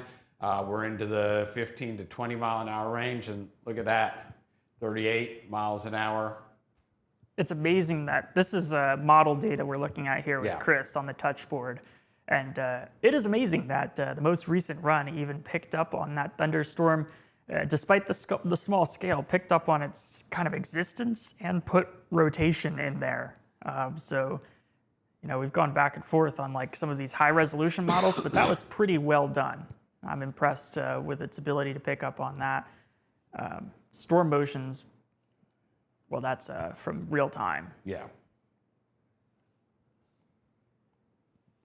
You see here, even looking at this wind speed graphic, it's overlaid with the National Weather Service watches, warnings, and other advisories, and it is almost completely a coastal event at this point. Even though storms were forecast from the Gulf Coast all the way up towards the Great Lakes over the last 24 hours, a lot of that severe weather risk has been on the more benign side of things and hasn't necessarily materialized outside of the heavy rain and noisy thunder. At the moment, it's the Gulf itself that's producing any sort of severe weather, and I don't think that's going to be of significant concern. Yeah, look at that. Sunshine already back over into Pensacola.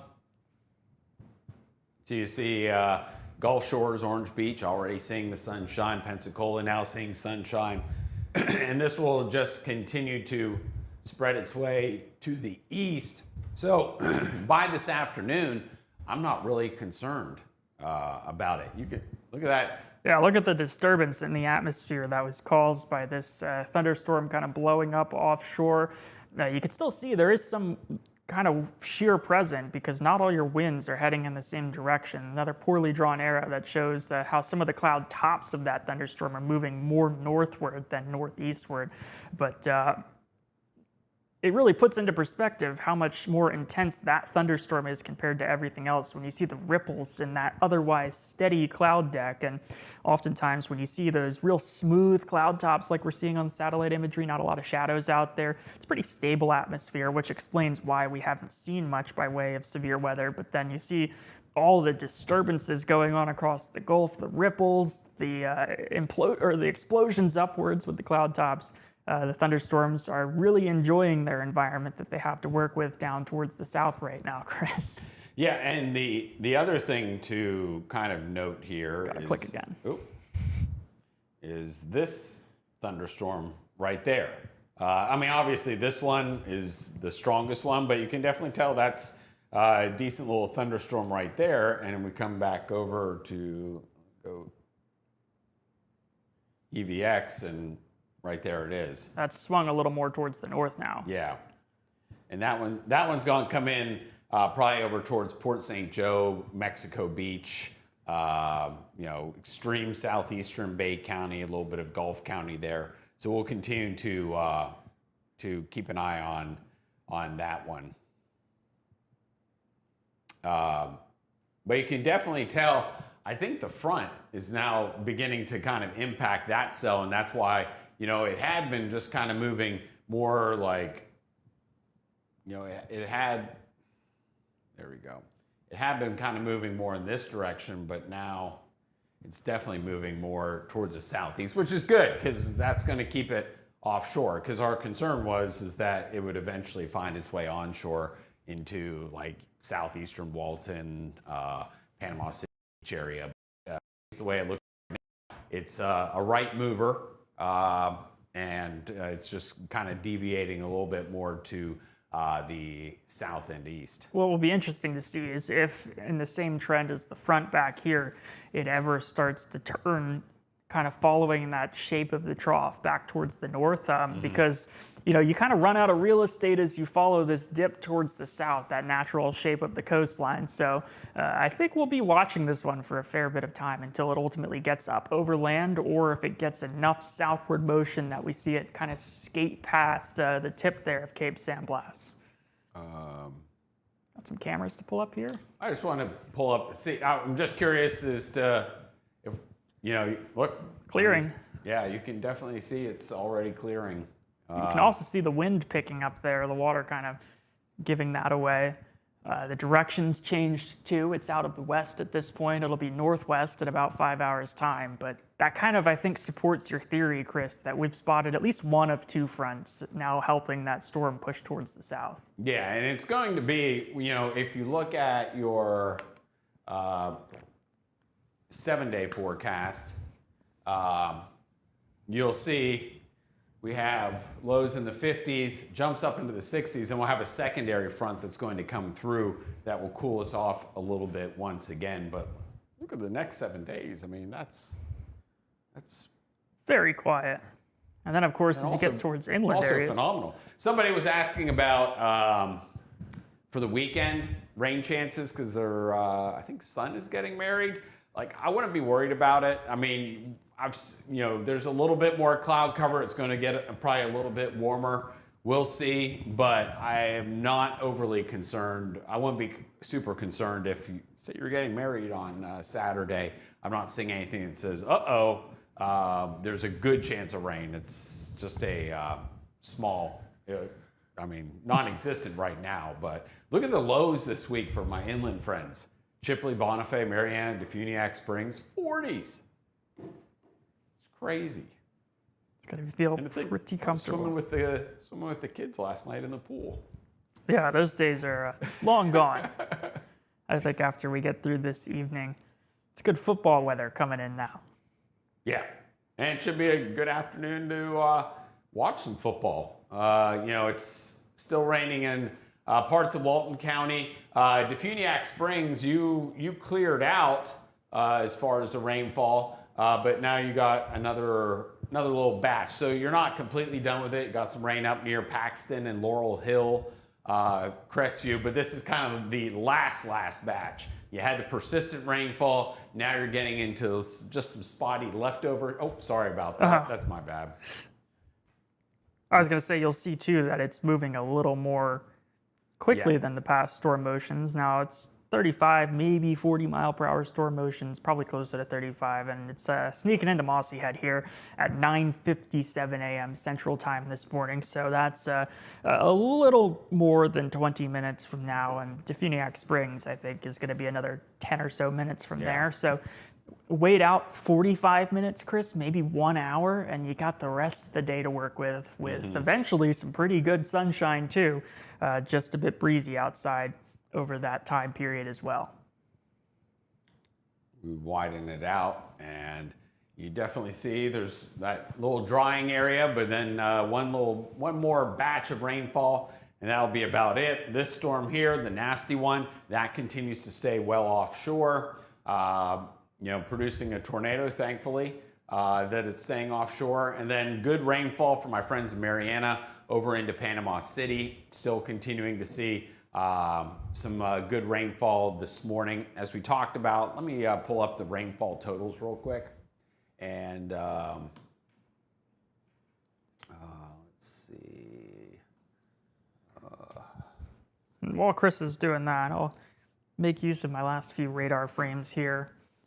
Let's give one more quick check-in here. I can turn off the touchscreen server too if you want. Let's see. I'm trying to. I think it keeps seeing you. Okay, No, you're fine. But let me try.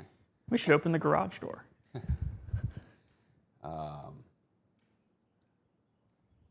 see. Oh, want to.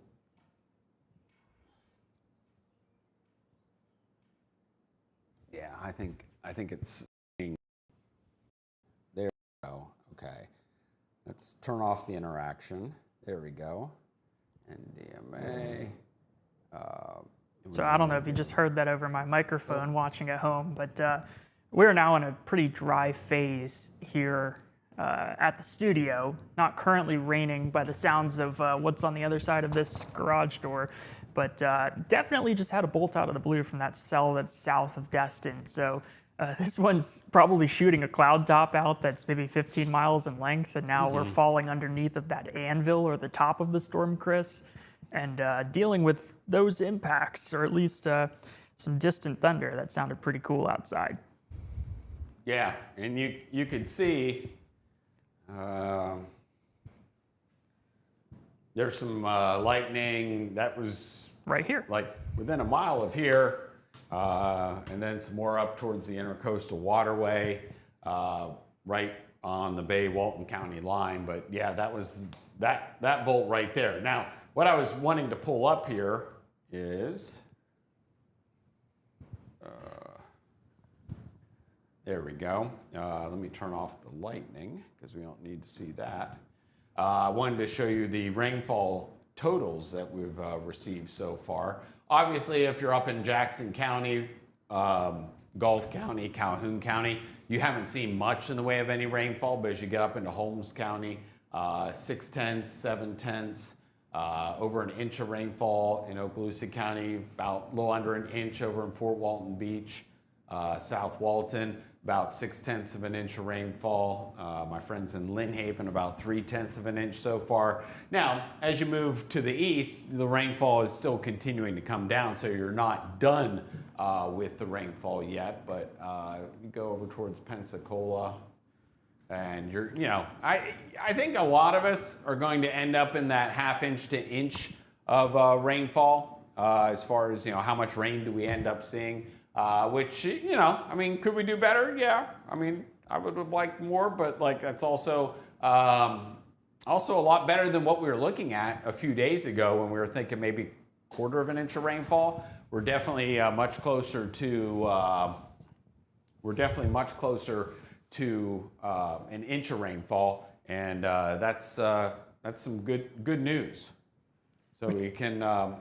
We just got a storm report from our social media intern. Oh. 7/10 of an inch of rain at the rain gauge outside right now. Oh, nice. So not quite the inch, although some places need. I don't know if she's ever checked the rain gauge before. Well, there you go. That's incredible. Newfound passion for meteorology. I know, exactly. Probably when you're paying to start your own weather channel, she's invested now. It's funny how that happens. Both figuratively and literally. Yes. Crestview, 1.2 inches of rainfall. If we come over here, Defuniak Springs, you're at 6/10 of an inch. Mossy Head, about 9/10 of an inch, just to kind of give you a little bit of an idea as to how much rain that we've seen. Niceville, Shalimar, there's Destin, about ½ inch to an inch of rainfall. As you look over into Santa Rosa Beach, 7/10 of an inch of rainfall. Let's see. Go, my friends in Freeport, 8/10. Radar estimates about ½ inch, southeastern inlet beach area, west end of the beach, 6/10 of an inch. I'm breaking things again, so I'm just gonna. No, you're fine. Oh well. When should downtown dry out, Chris? I'm reading questions now. Oh, when should I want it to work so bad, but next time. Okay, that's it's all good. So downtown Panama City? Yeah. Okay. We have a fair few questions that we can get through here as specific locations have come into question. And then, of course, the general synopsis of kind of the rest of the morning here is also something people are interested in. It's also continuing to move southward, too. I mean, if if you're saying like when are we done with the rainfall, I mean, I still think like we're probably like several hours away because of this stuff up here. So now, as far as like the persistent rainfall in downtown, probably within like the next hour and a half. And then you'll see a break, but then we could see this stuff move in, and that's going to be another, like, I don't know, 30 minutes probably, maybe 40 minutes of rainfall. And then you're completely done after that. Yeah, so, you know, the rain right now is kind of like poncho umbrella weather, and then the next batch is more of you could pop into a coffee shop downtown and kind of wait it out. It's a little bit more manageable in that sense. Yeah, and I think this kind of tells the story in that right now we're seeing the persistent rainfall, and then by like 12, 1 o'clock, it becomes much spottier rainfall, and then by 4, you're seeing partly cloudy skies, and by 7, it's mostly clear. You know, so, you know, I can't give the all clear for when are we done with. Now, we're not expecting any severe weather necessarily, but I can't give that for probably several more hours. But, you know, as far as by this afternoon, you know, we'll be, you know, I think within an hour and a half, Panama City, you'll see at least the rain come to an end for a period of time. Then we'll see one more little batch of rainfall that will be much more short-lived, and then you'll be done, I think, you know, by early afternoon, 12, 1 o'clock. And then some other mentions here. This report was from 34 minutes ago, but it's just popped into my iPad here. But Kenny mentioning there was some pretty good rain in Youngstown and the Bayou George area. That, I believe, is that red little swath that moved through probably right around that time frame. That's now kind of sliding over towards Scotts Ferry area, it looks like there in Calhoun County. A mention of, from Brad and Tammy, a little more than a half an inch of rain in Southport as of 9:40 this morning. And of course, maybe a little more to go here. I don't know that you're going to get quite to an inch, but maybe 3/4 of an inch of rainfall in Southport is still on the table with that second little wave of rain set to move through. Trying to see if I've missed any others in the last half hour as I've crawled around on the floor. I think we're good there. So if you have any other questions about specific events or locations or what to expect for the rest of this week, I'm trying my best to keep an eye out for it here on our social platforms, both YouTube and Facebook. I have pulled up this morning. Yeah, Dan's crawling on the floor because he's 26 as of today, but that's half my age. So my days of crawling on the floor, I might not get back up.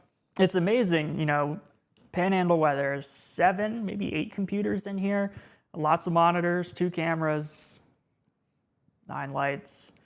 There's a lot of crawling on the floor that I never expected I would be doing in my life. All in a garage. Yeah. But as we look out over, go back to velocity data, and we'll get rid of the lightning data. And we can zoom in. You know, this continues to be the storm, if you will.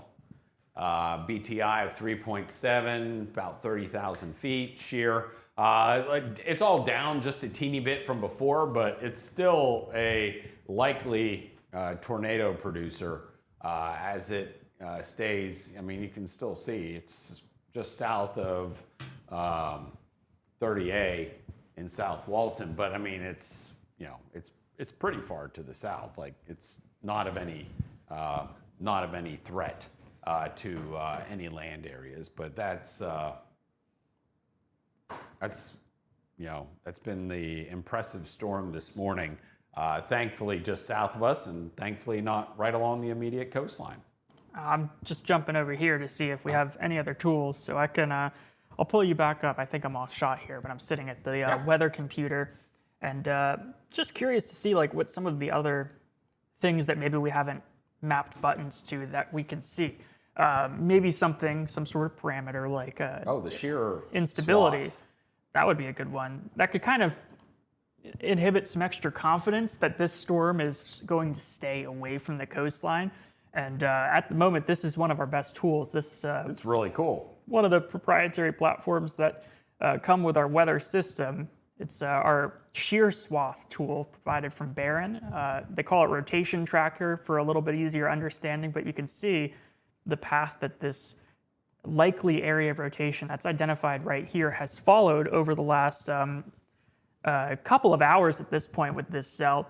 And it really helps me, I think, Chris, understand that there's probably some sort of like gradient out here. We see these in June. Your MCS systems or systems, they have contours of instability, and then you get these storm structures that like to follow along those lines. And this cell, the most impressive one we have out there, seems to be following that exact sort of trend. So it's almost like an early summer sort of setup as this storm rides along a gradient of better conditions down here in the Gulf and then slightly worse conditions up here. Not that it's terrible, but you've had so much rain that you're not dealing with as much warmth and instability present in the atmosphere as, say, compared to this region where we certainly still had some rain, but you're dealing with a lot more moisture. Temperatures probably still hanging around 82, 83 degrees.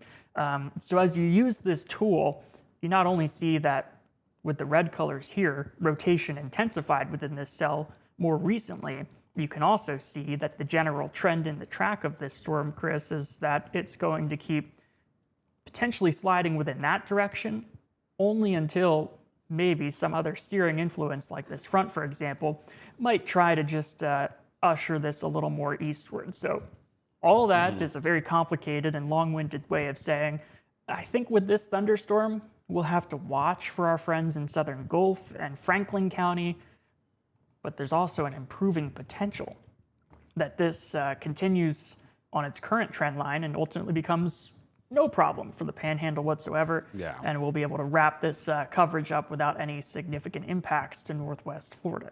That would definitely be some good news. You know, I was just I can talk about stuff, but why don't you send that out to like the radar image?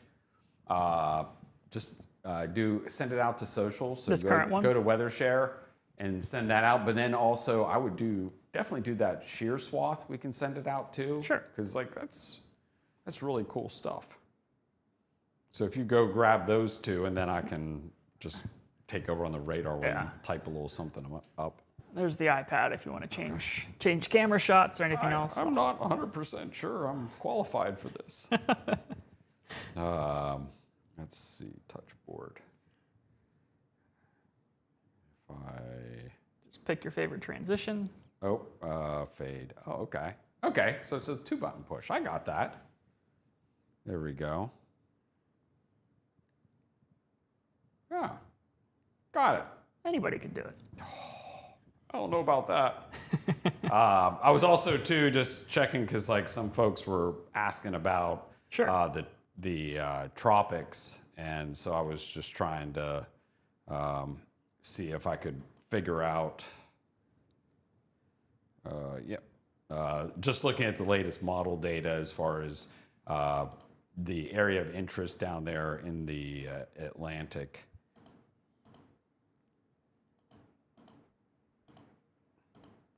Yeah, so European is like by Halloween there, and I'll kind of walk y'all through this. I was just wanting to look at the, okay. So as we look at,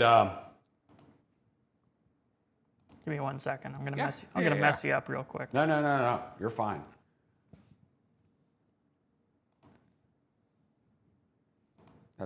Carry on. That's really cool. So again, that's with this cell that's located just offshore. There we go.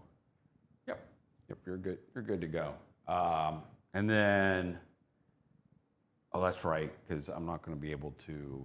I at least can move around on the map. So we have the showers and thunderstorms. That's that cell just offshore there, and I can just use the touch board here. There you go. So that's that cell that's producing the possible tornado. And it's just kind of moving down towards the south and east. You see the rainfall just about done in South Walton, most of South Walton.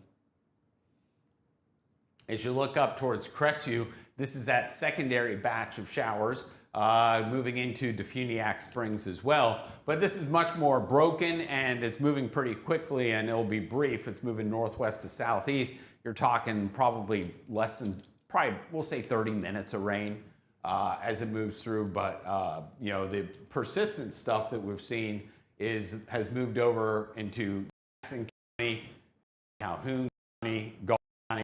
County's probably the heaviest rainfall into Panama City Beach. We're seeing some heavy rainfall as well.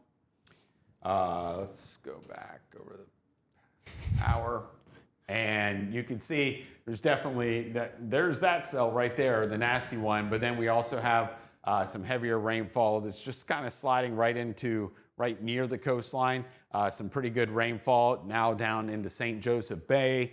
Some lightning strikes there near Port St. Joe, so you're probably getting a bit of a wake-up call down into Port St. Joe. It's 10:53. You're probably getting out of church, but you know, the bulk of the instability has been offshore this morning. And notice as you move, you know, up here, there's 0 strikes, and it's not until you start getting into the Gulf, basically, that you start to see the lightning.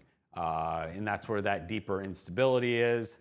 And, you know, we also have, it's farther offshore. It's not quite as strong, but if you look here, so we have tornadic cell, interesting cell, interesting cell. Those aren't tornadic, but you can definitely see there's 3 of them just kind of lined up, but thankfully they're all moving more towards the to the south and east. And then we have up here moving into Crestview, seeing rainfall, Defuniak Springs, seeing rainfall, cameras, Destin. And you can see some breaks in the clouds, generally mostly cloudy skies in Destin. Winds are still out of the south right now, but they're really probably with the next update will shift a little bit more, because you can see the flags here blowing. They were like kind of like where you could see the stars and stripes, you know, running parallel to the camera. Now they're running almost kind of at the camera, which tells us that probably the next update, that wind will shift a little bit more southwest, you know, and then eventually go west as we move through the next couple of hours. Let's go over into Panama City. So this is where the more persistent rainfall is still coming down into Panama City. So we haven't seen, you know, like we saw in Destin, the rainfall's come to an end. Panama City, you're still getting that good soaking rain. Although looking there, the wind, at least in Panama City, says now shifting to the west. So we'll probably see that update in Destin as well.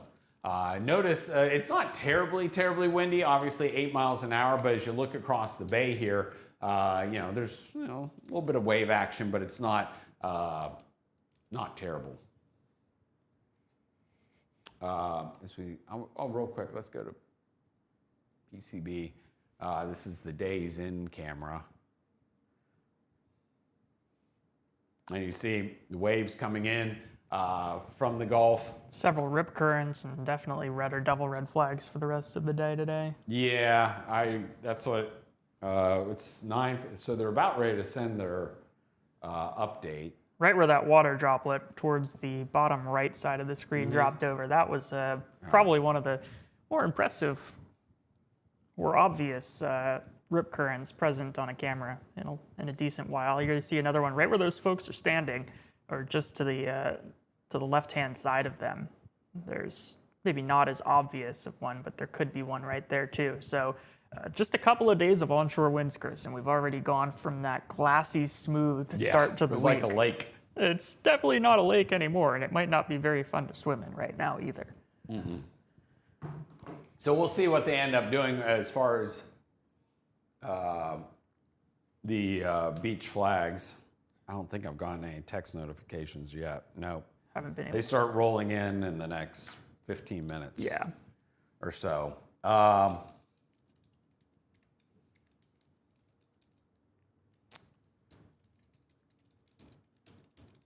But just a beautiful morning. And I say beautiful because of the fact that we desperately needed that rainfall. And we're getting a good old-fashioned dousing of it this morning. You can see South Walton just about done with the rainfall. Bay County now on the west end of the beach, it's becoming a little spottier. The heavier rainfall on the east end of Panama City Beach over towards the Hathaway Bridge.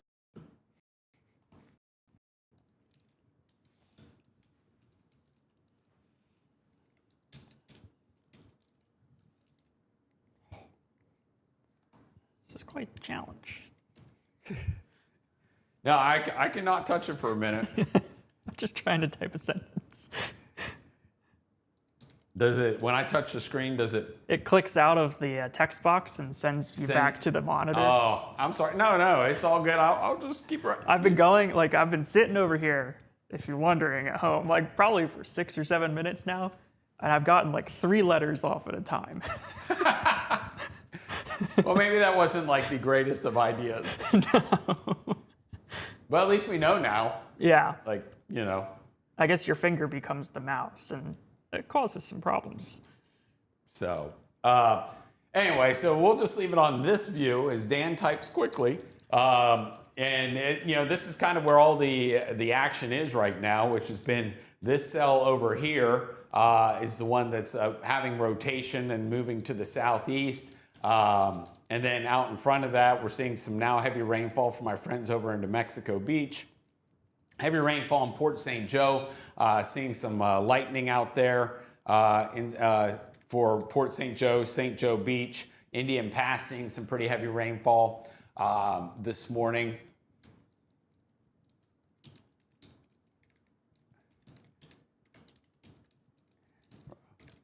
Sorry. It's okay.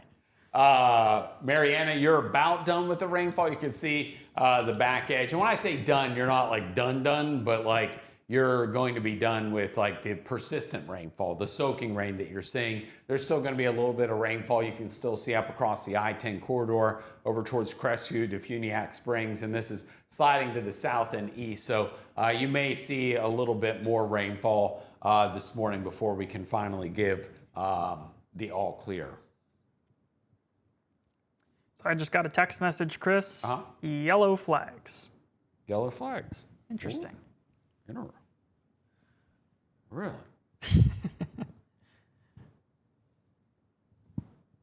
Okay.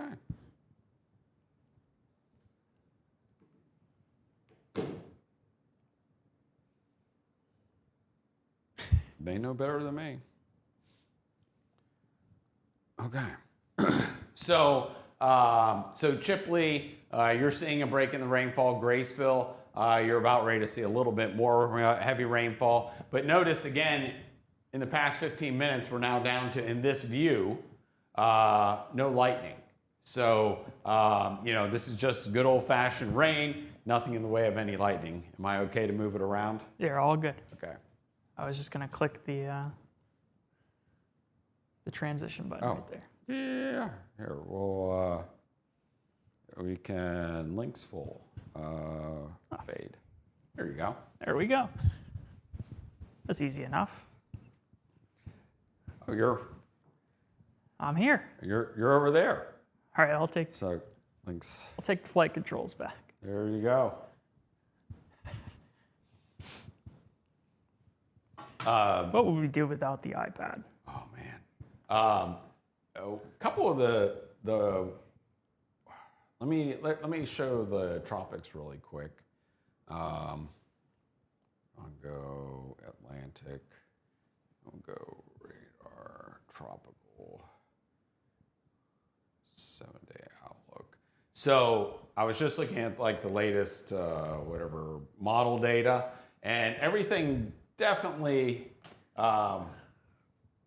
clusters something down here, both the European and the American. and just kind of meanders it down here. And then they all kind of eventually move it to the northeast. There's a couple solutions that get like that, but nothing that really gets this thing up into the Gulf. Now, we're going out to almost Halloween, so, that's, 12 days away, so it's a little bit of fantasy land, so obviously it bears watching, but there's nothing right now that says that it's of concern, but it does have a 60% chance of development, and you might be like, well, what are you talking about? And, we're, as of right, oops, that's not going to get us there.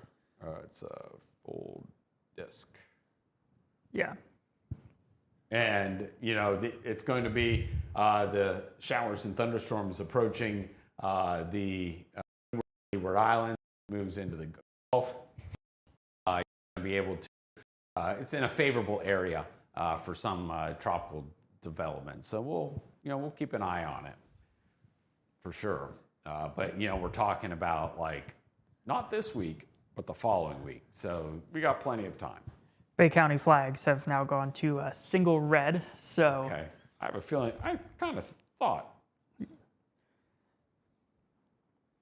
There's a good chance they're having a morning like I was, and just clicking on the wrong things over here. Yeah.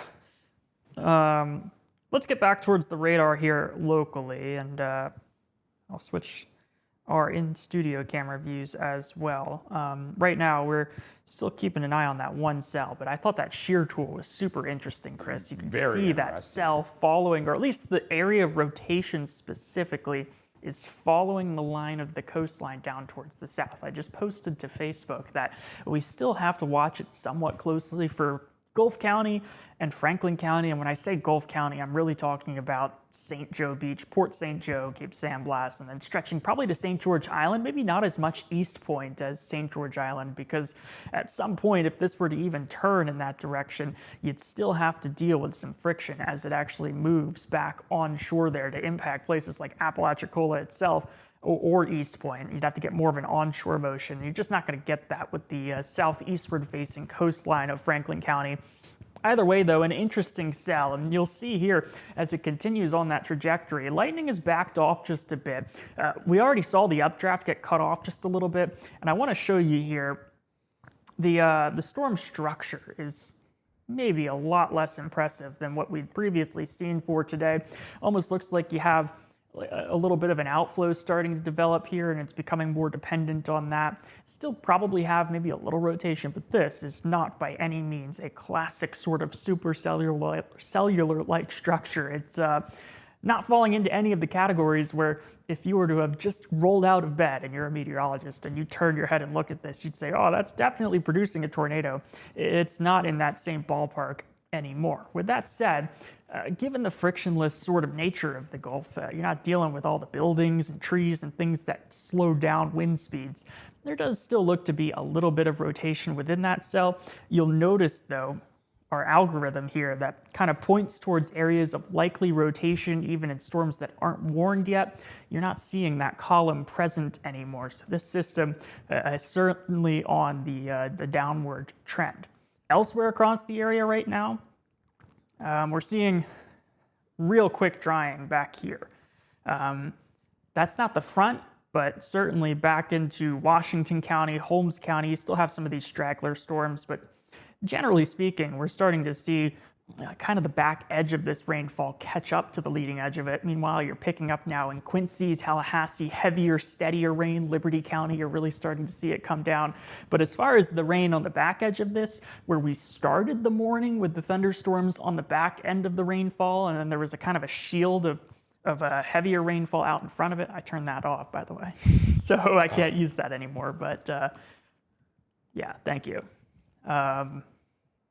So yeah, you're seeing kind of a dry air sort of punch in here, and that means as you get towards the airport in Bay County, Southport, for example, the West End, you're going to see this back line of rain moving a little more quickly than the front end of this, where I think these cells, the heavier rainfall here, are where we actually started the day back towards Pensacola on the back edge of the rainfall, more similar to what you're seeing down here. that's all kind of a 2-minute description of why I ultimately think we're going to see this come to an end a little more quickly. Probably right around lunchtime, you see all of this steady, persistent rain out of the Panhandle. And then we'll see that cold front itself produce a little blip of 15 to 30 minutes worth of rain. Once that swings through, it really is going to shape up to be a pretty nice rest of the day. And right now, I think even some of these cells here starting to go southward towards the south along that front. So it's really just east of Crestview, this cell, that'll be hit and miss for the rest of our area. Not everybody's going to get it. Some of us will finish up this rain and be done for the rest of the day, Chris. Yep, and all the instability is south over the Gulf. You're getting some strikes right near the coastline, but as far as this last batch of rainfall, there's simply no, we're not seeing any lightning up there towards Crestview, Milton, Defuniak Springs. As the showers and storms move into that area. Mossy Head, about ready to see some brief heavy rainfall there up at the school. But again, in this view, again, nothing in the way of any lightning in the past 15 minutes. South of Crestview, out over the Eglin Range, there's some heavy rainfall. And as we look over the past hour, you can see this is all moving pretty quickly towards the south and east. But obviously, Niceville, Shalimar over there at VPS, there's going to be one more batch of maybe brief heavy rainfall as these showers slide through. Keep that in mind over into Destin as well, but nothing that you need to be overly concerned about. Just south of southeastern Walton County, there's that storm that had been producing a water spout, not as strong as what it was, but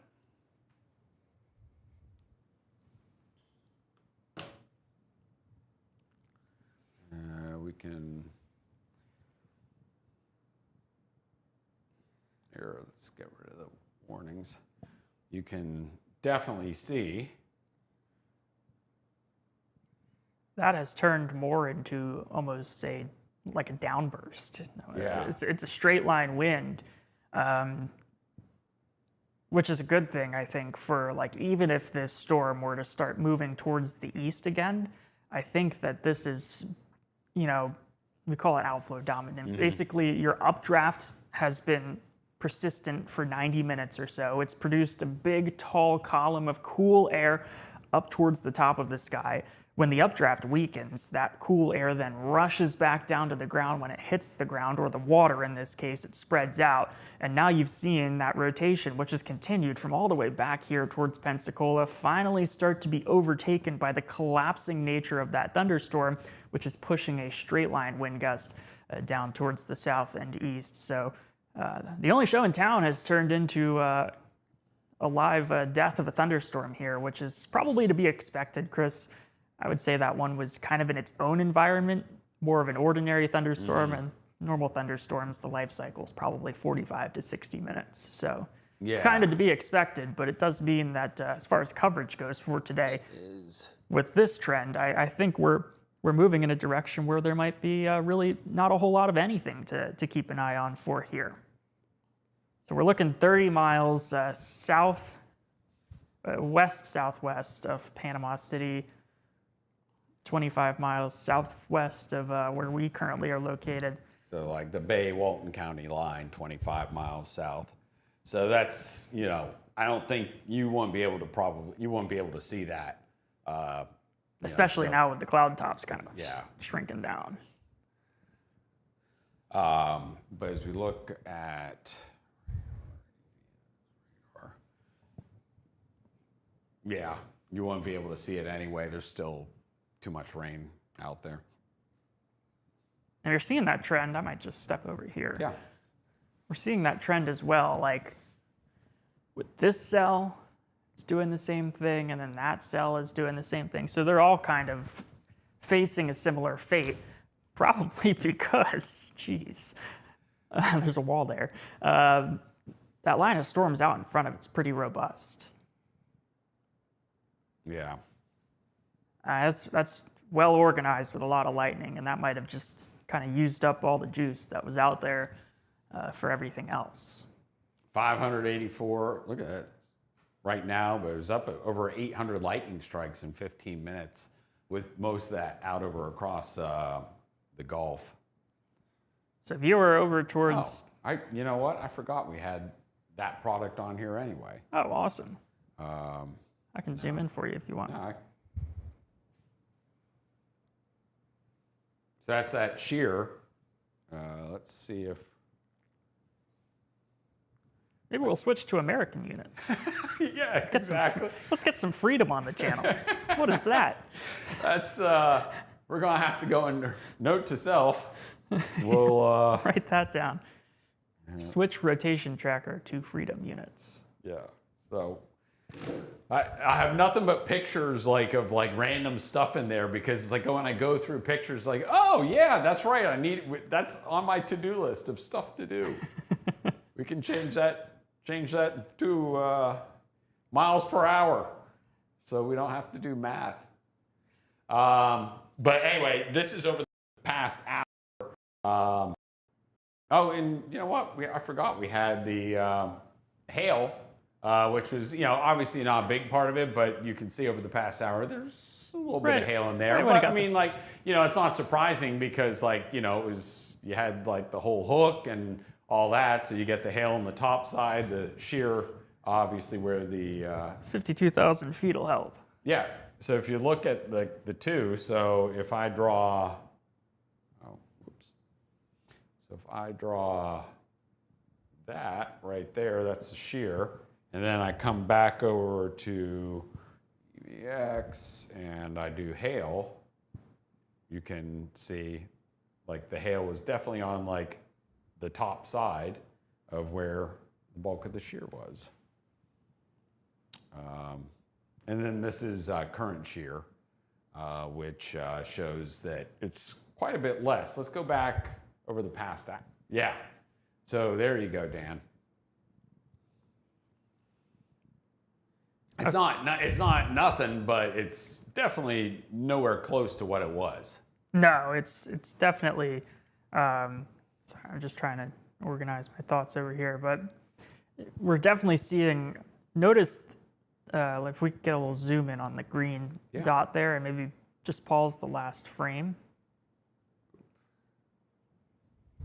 Then I'll come up on camera in a second. But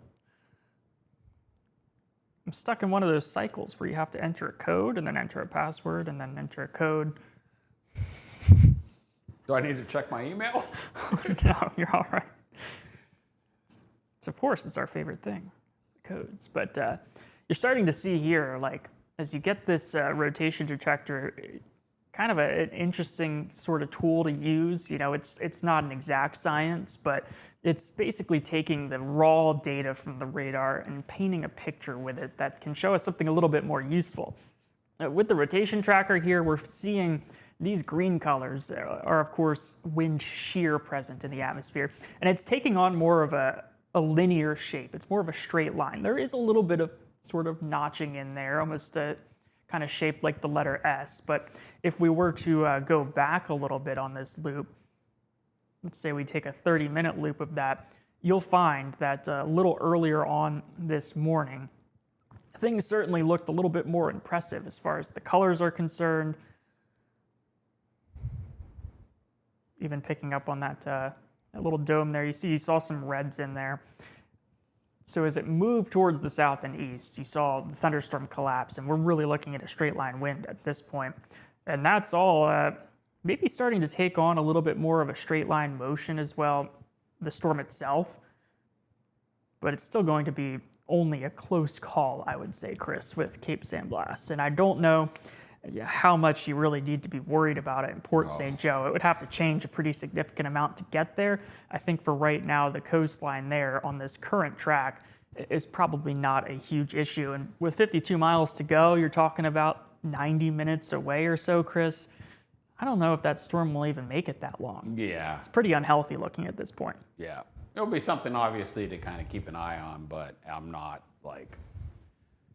we got plenty of time to kind of keep an eye on it if it decides to get a little squirrely. A little squirrely there. And that's assuming it kind of goes a little bit to the left and as opposed to continuing to move to the right. And chances are, if it tightens back up, it's going to continue to kind of move a little bit more to the right, which would, deviate it south of Cape San Blas.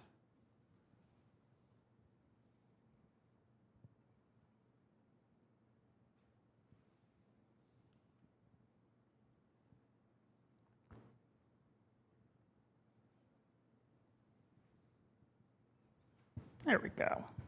Okay, so we have some questions to catch up on.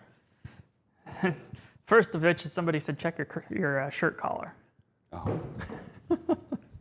Oh yeah, it did. It got flipped up. It got flipped up. So I'll just go from most recent, unfortunately, to some of the older ones that we might have missed as we got caught up in nerd time there with that most recent storm. But the most recent comment I see here is a question about the weather in Chipley. It rained for a few hours. Didn't seem scary. Are they expecting any severe weather? The answer to that is pretty confident no. Severe weather pretty much today. We kind of woke up and looked at it and said it's the coast. By the time we'd seen this line of storms move to Arkansas, Louisiana, and Mississippi into the Panhandle, it had already become something that was kind of preceded by light, steady rainfall before the actual thunderstorms behind it, and that stabilized things and made it so that most inland areas really didn't have the instability to work with, and we're already working with some pretty meager wind shear conditions, given that the trough or the larger scale pattern for us is really not centered anywhere close to home for us here in the Panhandle. And we still have, Chipley are not done with the rainfall necessarily. We have more rain to the west that's moving off kind of towards the southeast, but you're probably talking about just a few hundredths of an inch of rain, additional rainfall, because it's moving pretty quickly.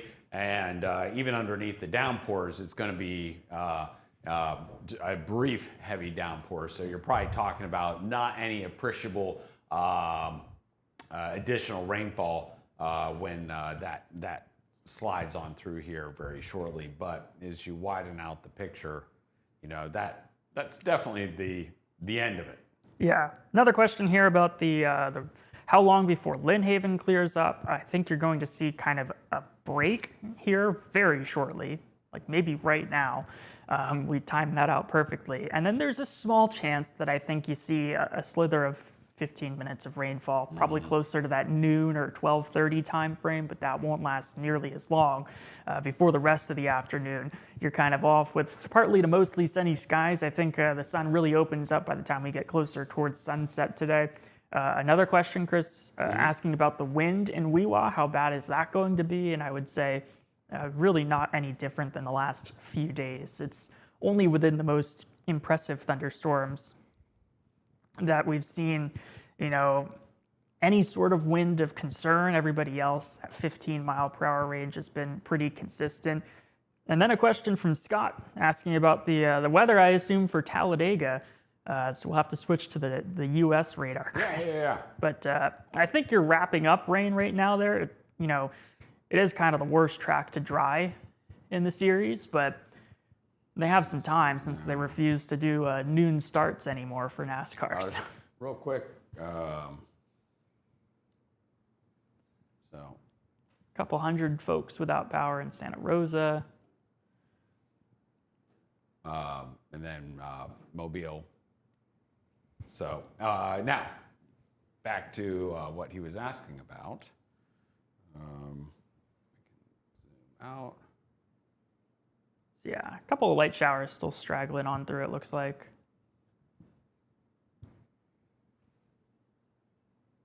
There you go.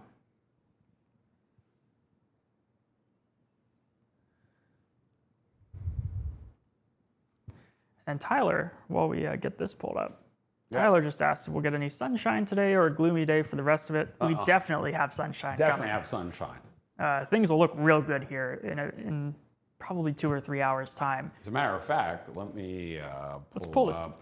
We can satellite and the high-res viz and bring it back here to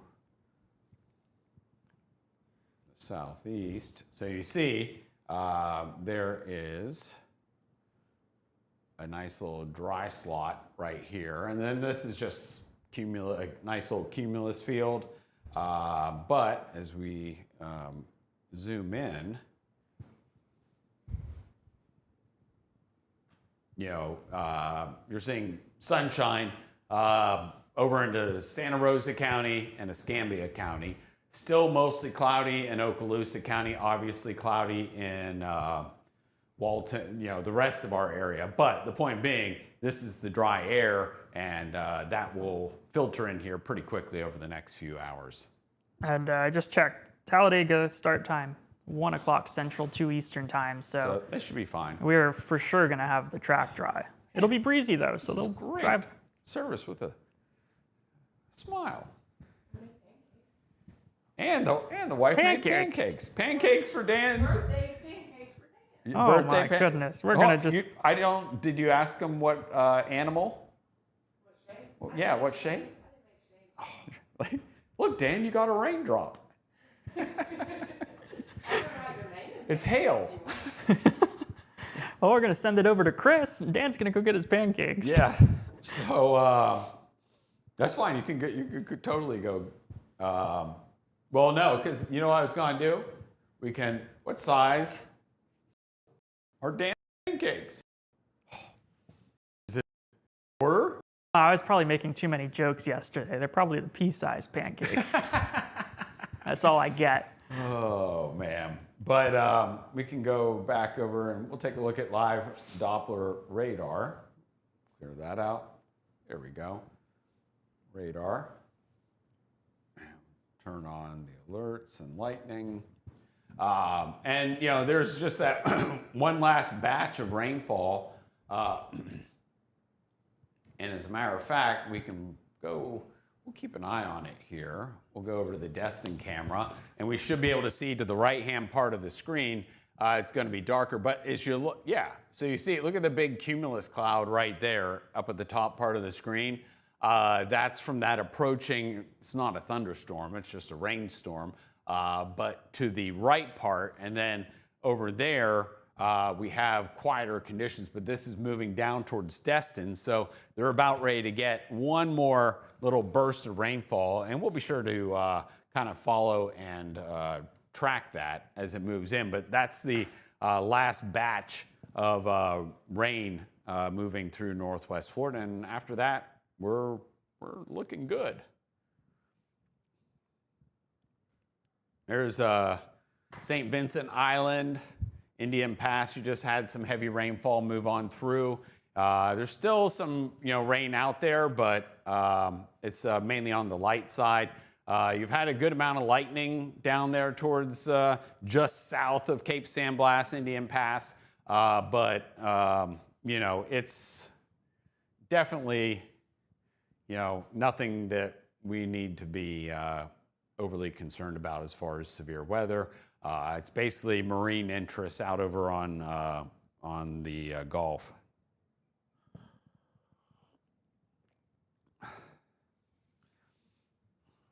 In Walton, so Bay County's red, and Walton County just sent out their alert for red and purple flags. So got that text message as well. So that's the last batch of the rainfall. Let me going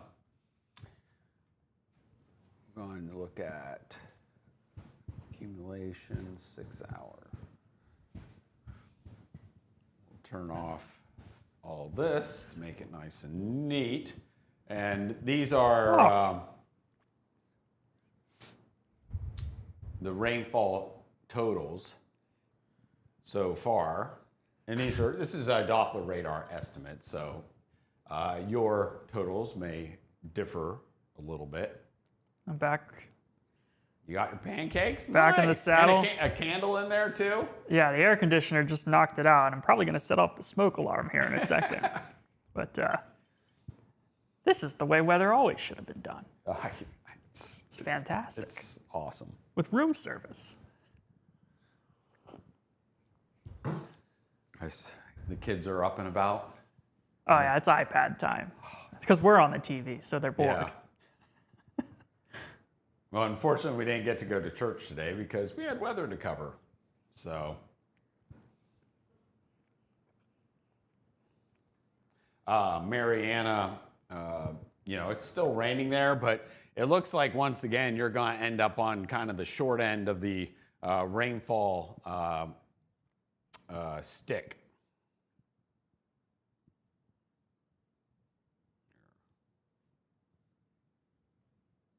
Malone, 1/4 inch. Mariana, 3/10. Chipley, 4/10. Graceville, Defuniak Springs, Chattahoochee, down towards Alpha. You're at 1/1500ths of an inch of rain. But, I mean, you aren't like completely done.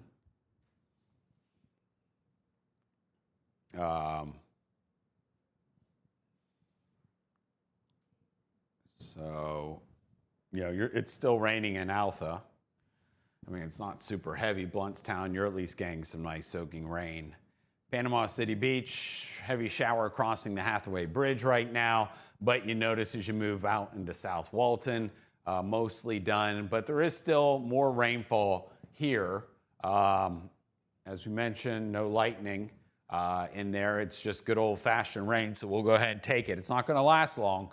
But it is moving through, pretty quickly. But that'll be the end of the rainfall for the day. And as we mentioned, the day is looking pretty darn good. You'll see your winds turning west and then eventually northwest over the course of the morning. There you see, look, Mariana, unfortunately, you're not 100% done with the rain, but, obviously this still has to swing through, but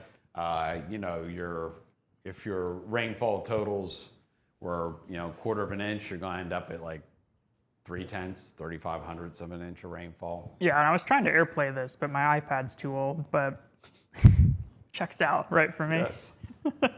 But you were talking about some of the tenths for rainfall totals in Jackson County and Holmes County, Washington County.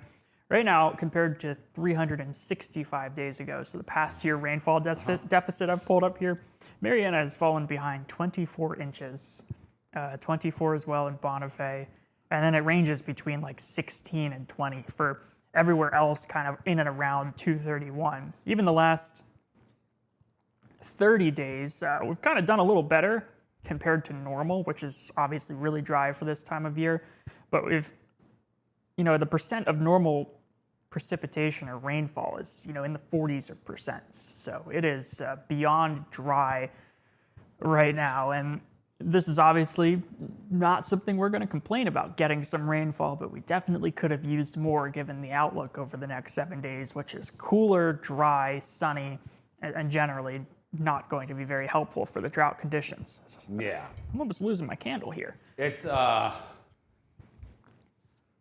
I can't remember. Can we pick some queries? I'm not 100% sure. Maybe. Okay. There you go. So they're plus Indian Pass, for the past year. But, you look in Bay County, 24 inches low. Jackson County, 24 inches low. Walton's a little bit better. South Walton, 24. There's, your... closer to average, and then even as far as compared to like where we should be. So rainfall deficit for the past year. So 3 inches, 24. And that surplus towards like Foley and Mobile was almost all in like 1 day. Yeah, like a couple of weeks ago.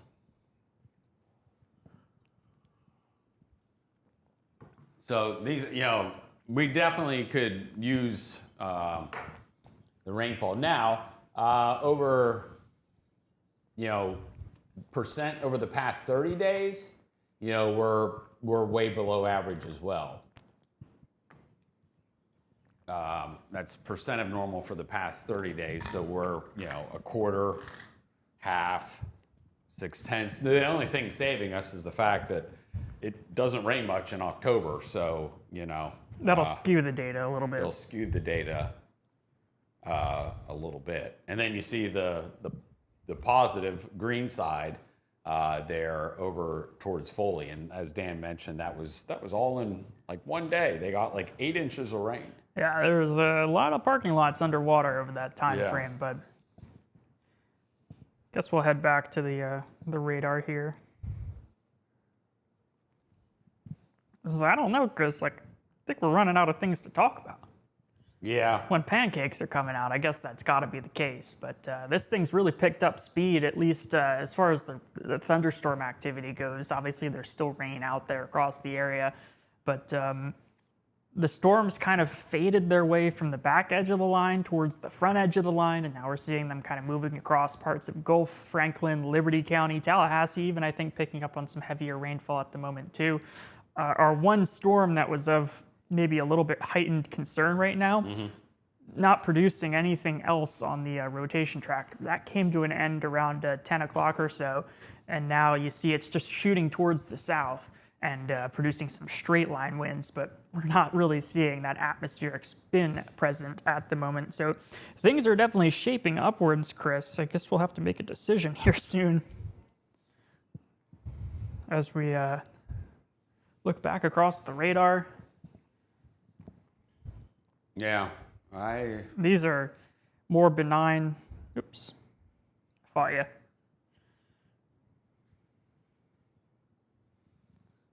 St. George Island, Blue Parrot getting your rainfall. Then you'll get some thunder out there as well, but it really looks like a storm complex, or at least something that you'd experience pretty often over the course of July and June. And then that back edge, I would say, is maybe the most ordinary storms. Like, I don't really see any potential for these to produce any actual thundery activity, so certainly have improved here. Look at Destin.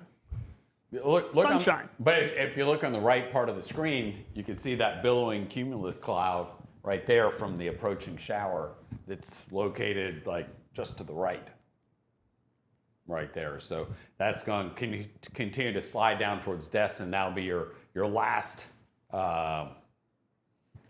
chance of rain. And right there it is. Meanwhile, across the Gulf right now, this cell, I'll zoom in a little bigger here, has all but completely fallen apart here. You can see, like, that's your outflow boundary starting to surge towards the south. That'll be something else that helps drag that back towards the south as well. But at this point, you got 3 lightning strikes within that storm. So over the last 30 minutes, we've seen a very impressive thunderstorm complex completely collapse in the wake of some of these more active thunderstorms embedded within that line.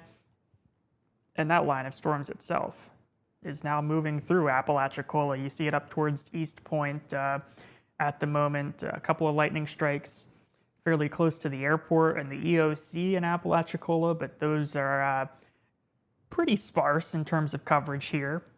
If you look towards the south a little bit, closer to St. George Island, some pretty heavy rainfall amounts right now.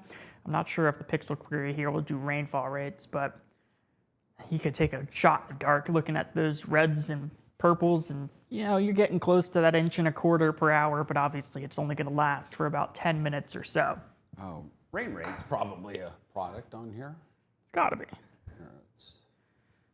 So Weewa right now, and even behind the banner, I could guesstimate up towards Bluntstown, Bristol, back towards Alpha and Alford. You're pretty much wrapped up with the thunderstorm activity and the real heavy rainfall. You're going to enter a nice drying period here. We're watching for places like Quincy and Tallahassee, kind of the last places on the list to see it.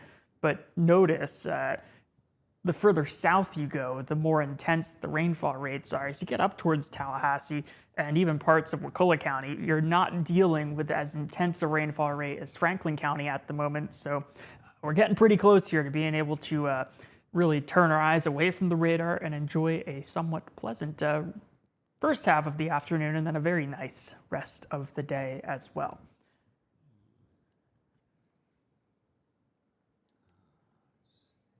I don't know if we added it as a product. That's that's what I was looking to. I feel like we would have thought of it, but there have been a lot of things that we haven't thought of.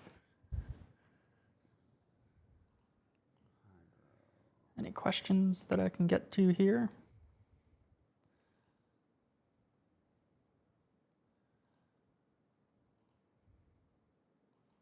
Some good rain in Freeport. That's great to hear. Literally everybody needed it.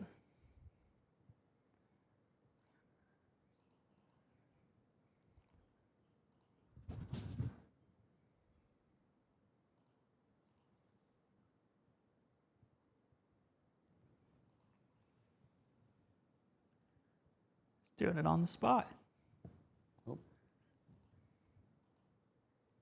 That will, I'm not seeing it. I can't imagine that we don't have that product, but that will be, write that in the notepad and Try again next time. find out where that product's hidden. We'll go ahead and add it.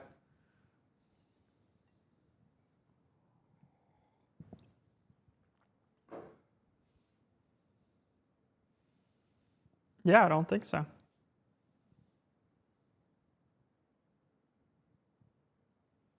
So now all the rainfall is pretty much Panama City eastward, and then we have this one little batch right here. No lightning, nothing severe that's moving through, and that'll be that. We got a little bit of lightning, some good rainfall coming down in Apalachicola right now. A couple of strikes towards Mexico Beach. Yeah. So like it's not like we're completely done with the thunder and lightning, but we are 100% done with any sort of threat of severe weather. You know, this is even a little bit more tame than like typical afternoon summertime stuff. Distant rumble of thunder. Some of those are you got a couple of positives and negative strikes mixed in there too that might make it look like you're seeing a little more cloud to ground lightning than you are. So yeah, it's shaped up to be a pretty quick and easy way to get through the morning with these thunderstorms. That last batch, Chris, I wouldn't be surprised if we found some gaps in between the heavier batches of rain, and it's not like everybody's going to see a round 2 of rainfall. But if you do see it, it would fall right around that 12:30, 1 o'clock time frame for 2:31, and then as you get down towards Liberty, Franklin County, if it were to somehow hold together that long, maybe a little closer to 3 o'clock this afternoon. So the further west you are in the Panhandle today, the more of the day that you'll be able to say, hey, it was pretty good outside. Yeah. It's 10:40 right now, and I think for anybody that's even staying down here in Destin or Pensacola, Fort Walton Beach, it's going to be before lunchtime. You can get out by the water, pay attention to the beach flags, of course, but out by the water at the beach, set up a nice little camp there and enjoy the second half of the sunlight today. Looks like single red flags, probably for most of our area beaches, at least Walton and Bay, but I can't imagine Okaloosa and Gulf would be a whole lot. And by Tuesday, probably, we'll get that real nice effect back. Yeah. It's been awesome seeing the beach. Pretty flat near shore. Yeah. The one thing that Dan and I, we don't do much other than work, but the one thing we've tried to do is go see the sunset every night, so we at least get outside. No, it's been good to do that. So anyway, I mean, I think we're, for the most part, done, unless something pops up. Yeah, I don't want viewers to feel like we're leaving them behind. I feel very confident that we are in a very good spot here where we're just dealing with rainfall and it's not much more than that. A little bit of lightning down into Franklin County, and that's about it because there's nothing severe with that. So I think, all in all, a decent test run of the toys. We got a new little to-do list of kinks to iron out, but... It's definitely a good first line of thunderstorms to practice with.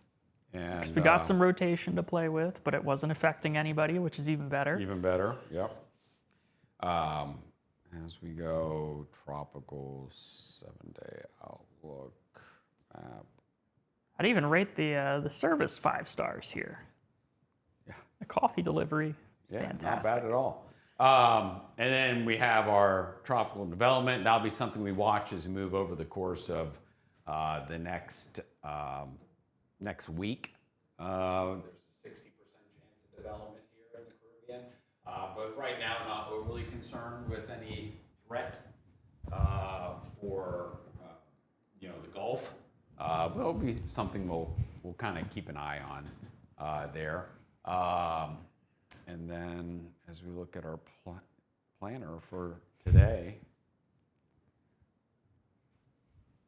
you see thunderstorms wrapping up, mostly cloudy, then mostly clear. So should be a good afternoon across Northwest Florida. And then the really cool part of this is that we're going to get into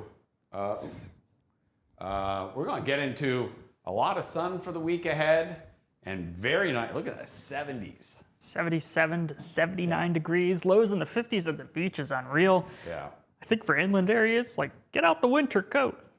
Dust off the cobwebs. 40s and 50s. Not that 46 is freezing, but when it was 72 in the morning hours, like not 10 days ago, that is cold. Well, the one thing, this is a long way out. It's all the way out to next Sunday would be, warm weather, humid weather returning maybe by the end of the next weekend. But every other day is really, really nice for the next 7 days. So I think that's going to do it for our first severe weather, or pseudo-severe. I guess we could call it severe, with the tornado warning in San Jose County for 5 minutes, and that nasty offer. But back here at home, everything should clear out pretty nicely this afternoon, and we'll be looking good here across Northwest Florida. Is the rain just about ready to come to an end for most of our area? One little batch back to the west, but pretty successful morning. We got some beneficial rainfall. That's good news as well, Dan. Folks will appreciate that, but unfortunately no rainfall for the week ahead, and certainly far from a drought buster, but some rain's better than no rain at all. Yeah, that's certainly true. I'll wrap things up here. Thanks again, too, for everybody for saying happy birthday to me. That was bizarre. I was like checking the comments for questions about the weather, and it was just like, Happy birthday. happy birthday. It seems like the most important 26th birthday in history. Normally they don't count after like 21 or 18. Nobody cares. I could rent a car last year, and that was it. Now my parents get to say, no, you can't have our insurance. Not that I was on it, but that's off the table. Invited to AARP a couple years ago. Hey, that's pretty good. Now it's retirement. That's all I got. And then death. What retirement? Yeah. Either way, pretty good, successful morning test. Thanks for hanging out with us and watching us work through some of these bugs, and knowing that every hour we spend doing this will make the next hour even better. I sure have a laundry list of things to fix like Chris does, and we'll be back soon with the next round of coverage, and things will look even better that time. So I think if I press that, we'll be able